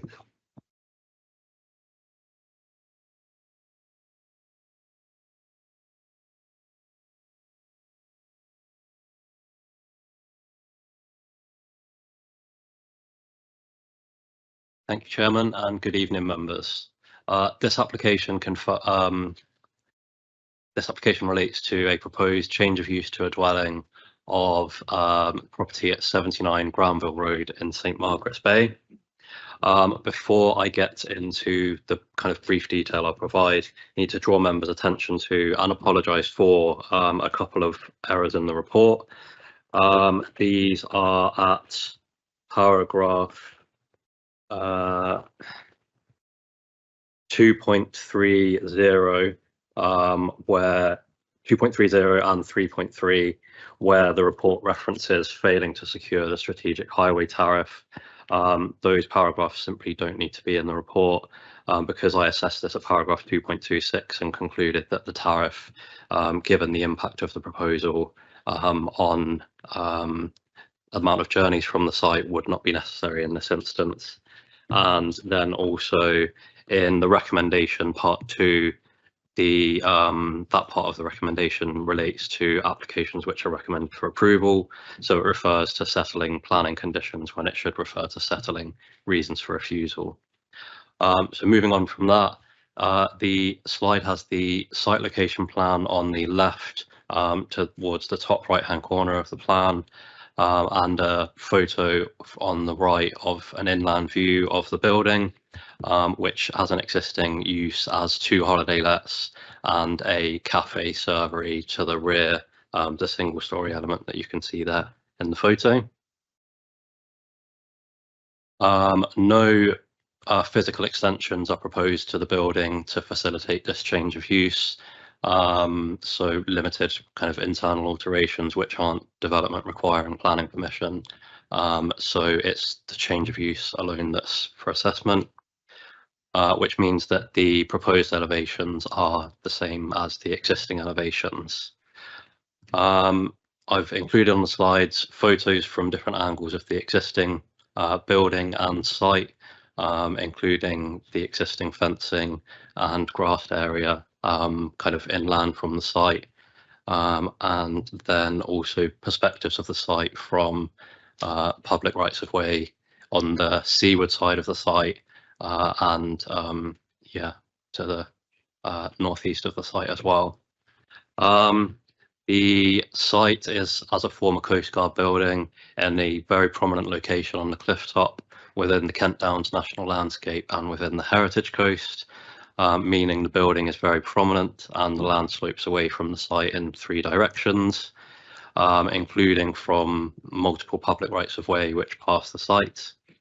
And the recent planning history, which I've provided at section D of the report and also provided quite a bit of commentary on, shows the sensitivity and care with which applications at this site have been approached over the past 20 years.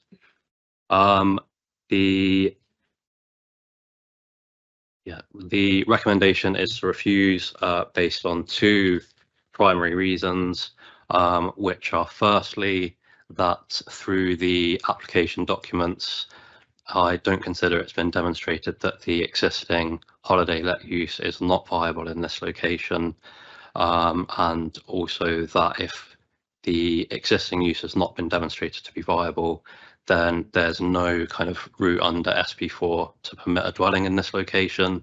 And secondly, that the proposed conversion of the site from the holiday lets and servery to a permanent residential dwelling would be likely to result in proliferation of residential paraphernalia within the site's external areas, which, as the photos show, are very visible, including from public rights of way, and this results in harm to the national landscape and heritage coast, which is characterised as having a open, undeveloped character.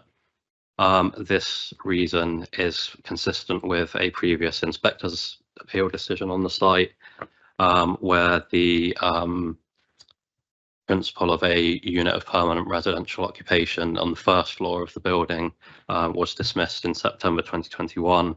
And in my view, nothing on site has changed since that would alter that assessment. So the application is recommended for refusal for those reasons, and I'd be happy to take questions when it's time. Thank you very much. We have speakers to support the application, and if I could ask Councillor Richardson to march forward and be prepared.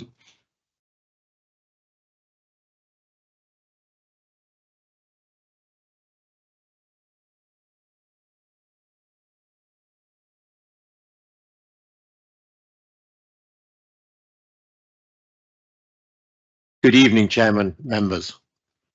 I believe there are 5 material considerations as to why the officer's recommendation should be overturned. Firstly, this is a highly sensitive site within the Kent Downs National Landscape and Heritage Coast. The officer's main concern is the potential domestic impact on the openness of the landscape, particularly the introduction of domestic paraphernalia.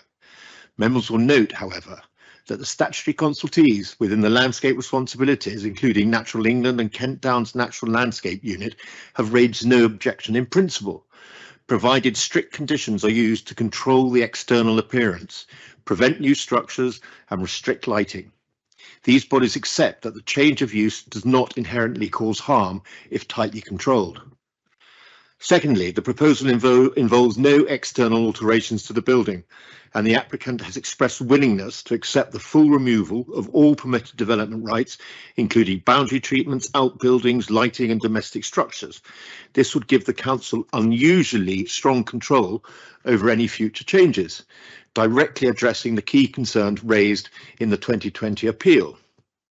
Thirdly, viability is a relevant material consideration.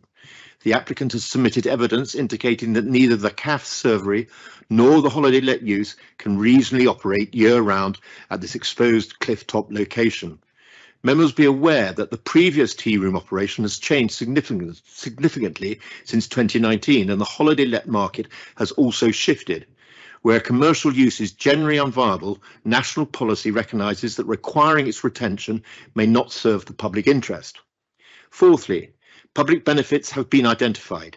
These include the ongoing occupation and maintenance of a recognised non-designated heritage asset, the removal of commercial signage, equipment and deliveries associated with the existing mixed use, reduced parking pressures and visitor traffic near the Dover Patrol Memorial, and improved natural surveillance that may help deter any antisocial behaviour in this isolated area. Fifthly, members, I hope, will recall that the 2020 appeal decision found the site to be in a sustainable location for a single dwelling. The inspector's concern was limited to the visual impact of the curtilage. The applicant's willingness to accept strict conditions constitute a material change in circumstances. In summary, Chairman and committee members, you're being asked to weigh the officer's concern regarding potential landscape harm against the absence of objections from statutory landscape bodies, the enforceable control now being offered, the viability information submitted, and the heritage and maintenance benefits arising from year-round occupation. I firmly believe that the officer's concerns have been mitigated and that the decision of refusal should be overturned. Thank you, Mr. Chairman. Thank you very much. And if Ms. Debbie Lee could come forward, please. Thank you.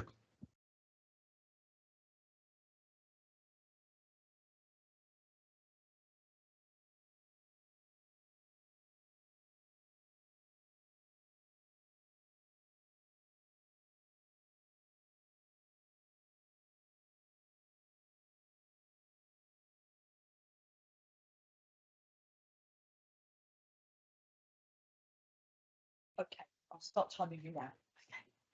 Good evening. Thank you, Chair, and thank you, councillors, for this opportunity to address the concerns raised by the planning officer. On tourism issues, 3 local operators carefully assessed renting the kiosk. Ultimately, they declined. Their reasons were consistent: sporadic footfall, seasonal and weather-related challenges, and regrettably, the constraints imposed by the planning officers previously, offering only 30 covers and preventing shelter from wind, rain or sun in the exposed clifftop location. This didn't help. For those experienced food outlets, the Bluebird is a venture that cannot succeed.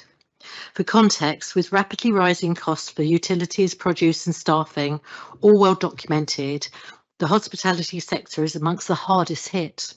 St Margaret's has seen the closure of 50% of long-established hospitality outlets, and even the popular Pines Gardens and New Bistro on the Bay only open for part of the week. I urge the committee to take this into account. On background, I did actually trial the venue through pop-up events.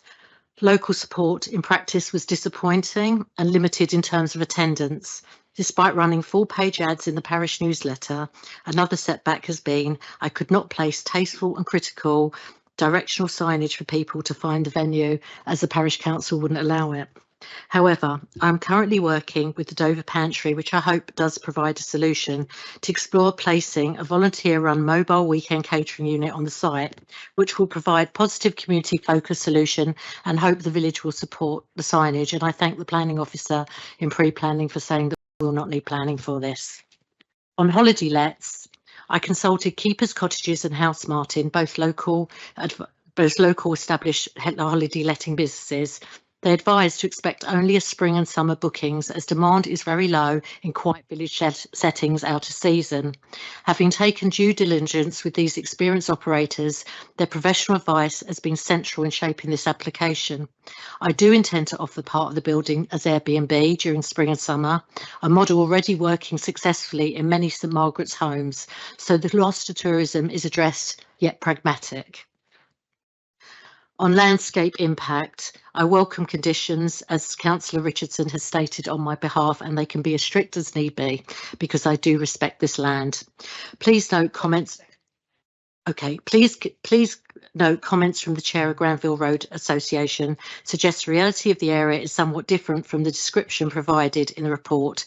In summer months, the car park adjacent to and in front of the Bluebird see at least 20 transient mobile camper vans parked daily, while the National Trust discourages this. There is no enforceable restrictions. The area cannot reasonably be described as entirely unsport or remote.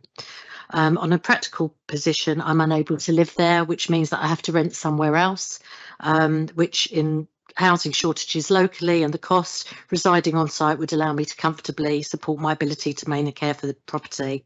I'd like to draw attention to the strong local support for this application. There has been no public objections. This clearly indicates a shared desire to see the building return to sustainable use rather than left vacant and at risk of dilapidation again. It took 10 years on the market to sell, and it was closed for 7 years, and it was deteriorating. And I'll wind up here. After 32 years, it is entirely reasonable to reconsider how this building can be used in a way that genuinely secures its future. As the custodian, I'm deeply committed to the conservation. I've already invested significantly in preserving its historic features, which, while not commercially useful, are an important part of the heritage. Bluebird was on the market, as I said, for 10 years. In conclusion, I'm deeply disappointed that my initial vision to reopen the Bluebirds is not possible for the reasons I've outlined here tonight, and I hope that the committee understands this proposal is not about change for its own sake, and the conditions of this building require a lot of investment and a lot of maintenance to sustain it, unlike the Foreland Lighthouse, South Lighthouse. Thank you, which gets institutional support. Thank you. Sorry. Before I go, thank you for your contribution. Before I go to Councillor Knight, I'd like to warn all members of the committee that my wife's family 3 generations ago inhabited this as the Coast Guards, so I'm going to be very strict about some of the comments that might be made. Just forewarned. So take care, Councillor Knight, you're first. Well, thank you, Chair. I'm kind of disappointed that we're even here discussing this, because I think the council have got a very weak argument on rejecting this. It's one small property that stands on its own. You can see the pictures up there on its own at the cliffs. Nothing visibly has changed in the work that has been done so far, and nothing is proposed to change. So it has no impact on anything other than itself. It's positioned at the end of a private road. There's a sign that says private road on that. restricting people, almost putting people off from travelling up there to this property. The residents on the road do not want the business at the end of their road, and they've been quite obstructive, so I'm told, and do not support any business up there. The Parish Council on page 142 mentioned 2019 and 2020 dismissal. And that's 7 years ago, but they seem to have forgotten that the world has changed. There was a little thing called COVID that affected the world, and it's affected many businesses such as this. So I find it hard to agree that we should ask a small property owner to run a financially restricted business at a loss, because that in effect is what we're talking about. And one other thing, earlier tonight in Agenda 4, we accepted some unprovable and quite optimistic financial predictions to allow approval of 96 cabins on green fields.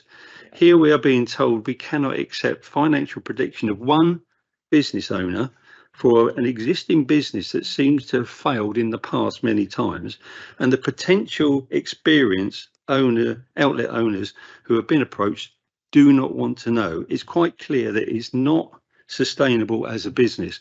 So I'm going to dismiss the officer's refusal and move to grant this application. Thank you, Councillor Knight. I'm going to Councillor Back next.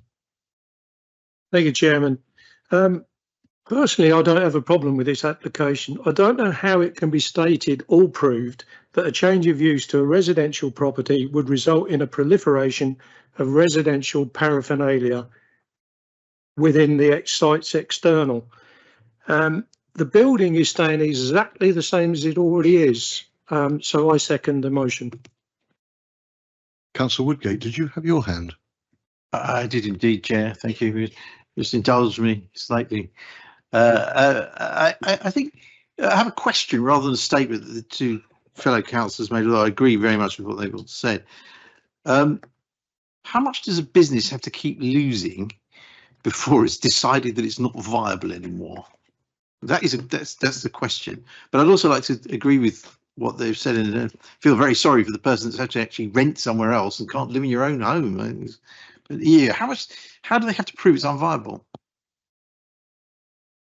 We have to consider more than the viability, the planning material consideration. We have a proposal before us.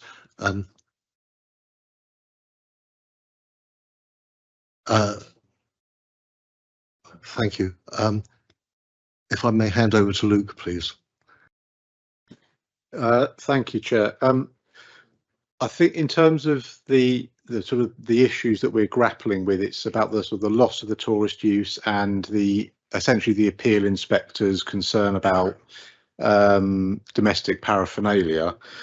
I'm going to try to help members in terms of why you might be reaching a different conclusion to that. So I think what we've heard from I think all the speakers is that there is some sort of information or evidence around viability, which I think members are giving perhaps more weight to than officers have.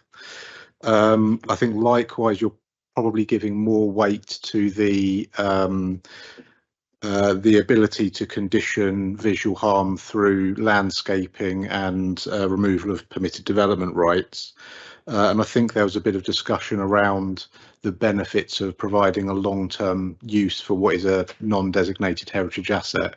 Is that sort of broadly where members are going in terms of your thoughts? Okay, thank you. Councillor Kenton. It does work, good.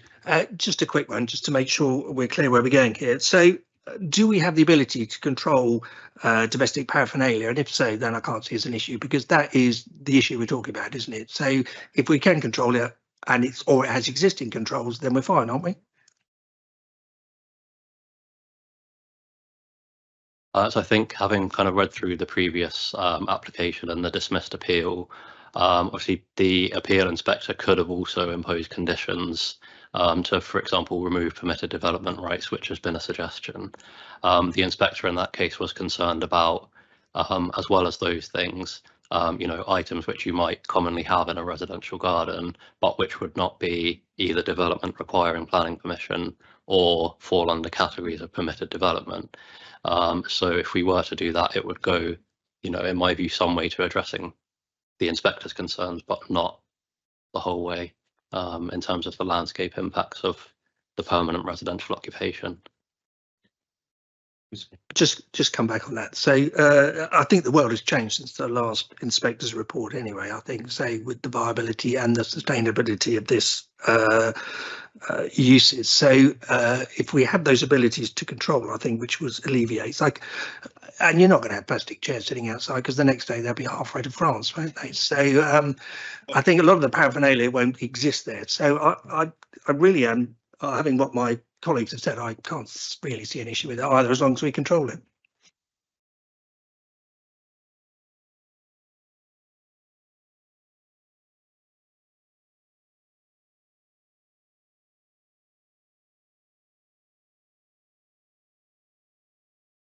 Chairman.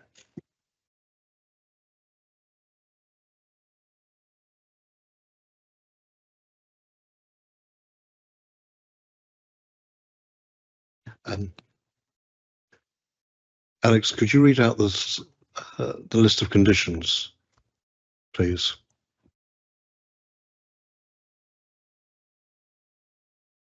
Yeah. So conditions, got kind of summary of recommended conditions. What the wording, specific wording would be delegated to officers.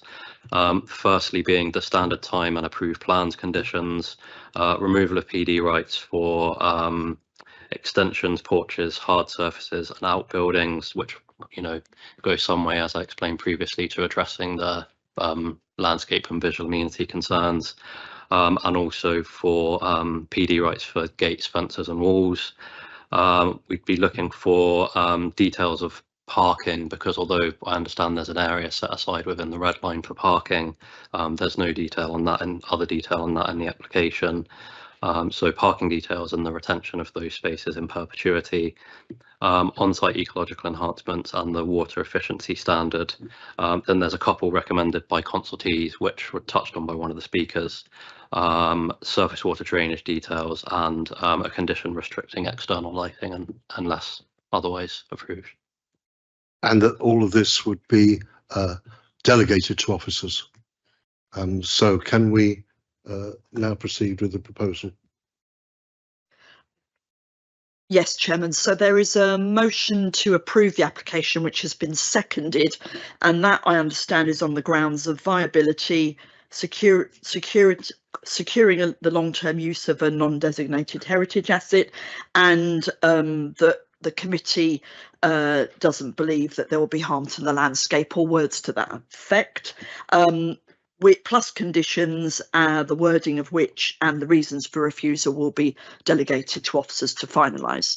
So that's what you're voting for. If you wish to approve the application, you should vote for the motion. If you do not wish to approve the application, you should vote against the motion or abstain.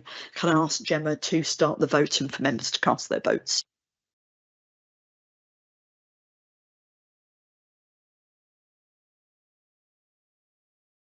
That vote was unanimous and the motion has been carried and the application has been approved.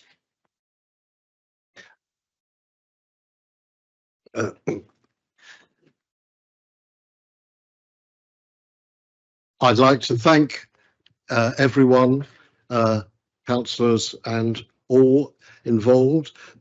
That concludes the meeting. I would like to wish a good evening to members, officers and all those watching the meeting online. Please could I ask Democratic Services to end the meeting broadcast and confirm when this has been done.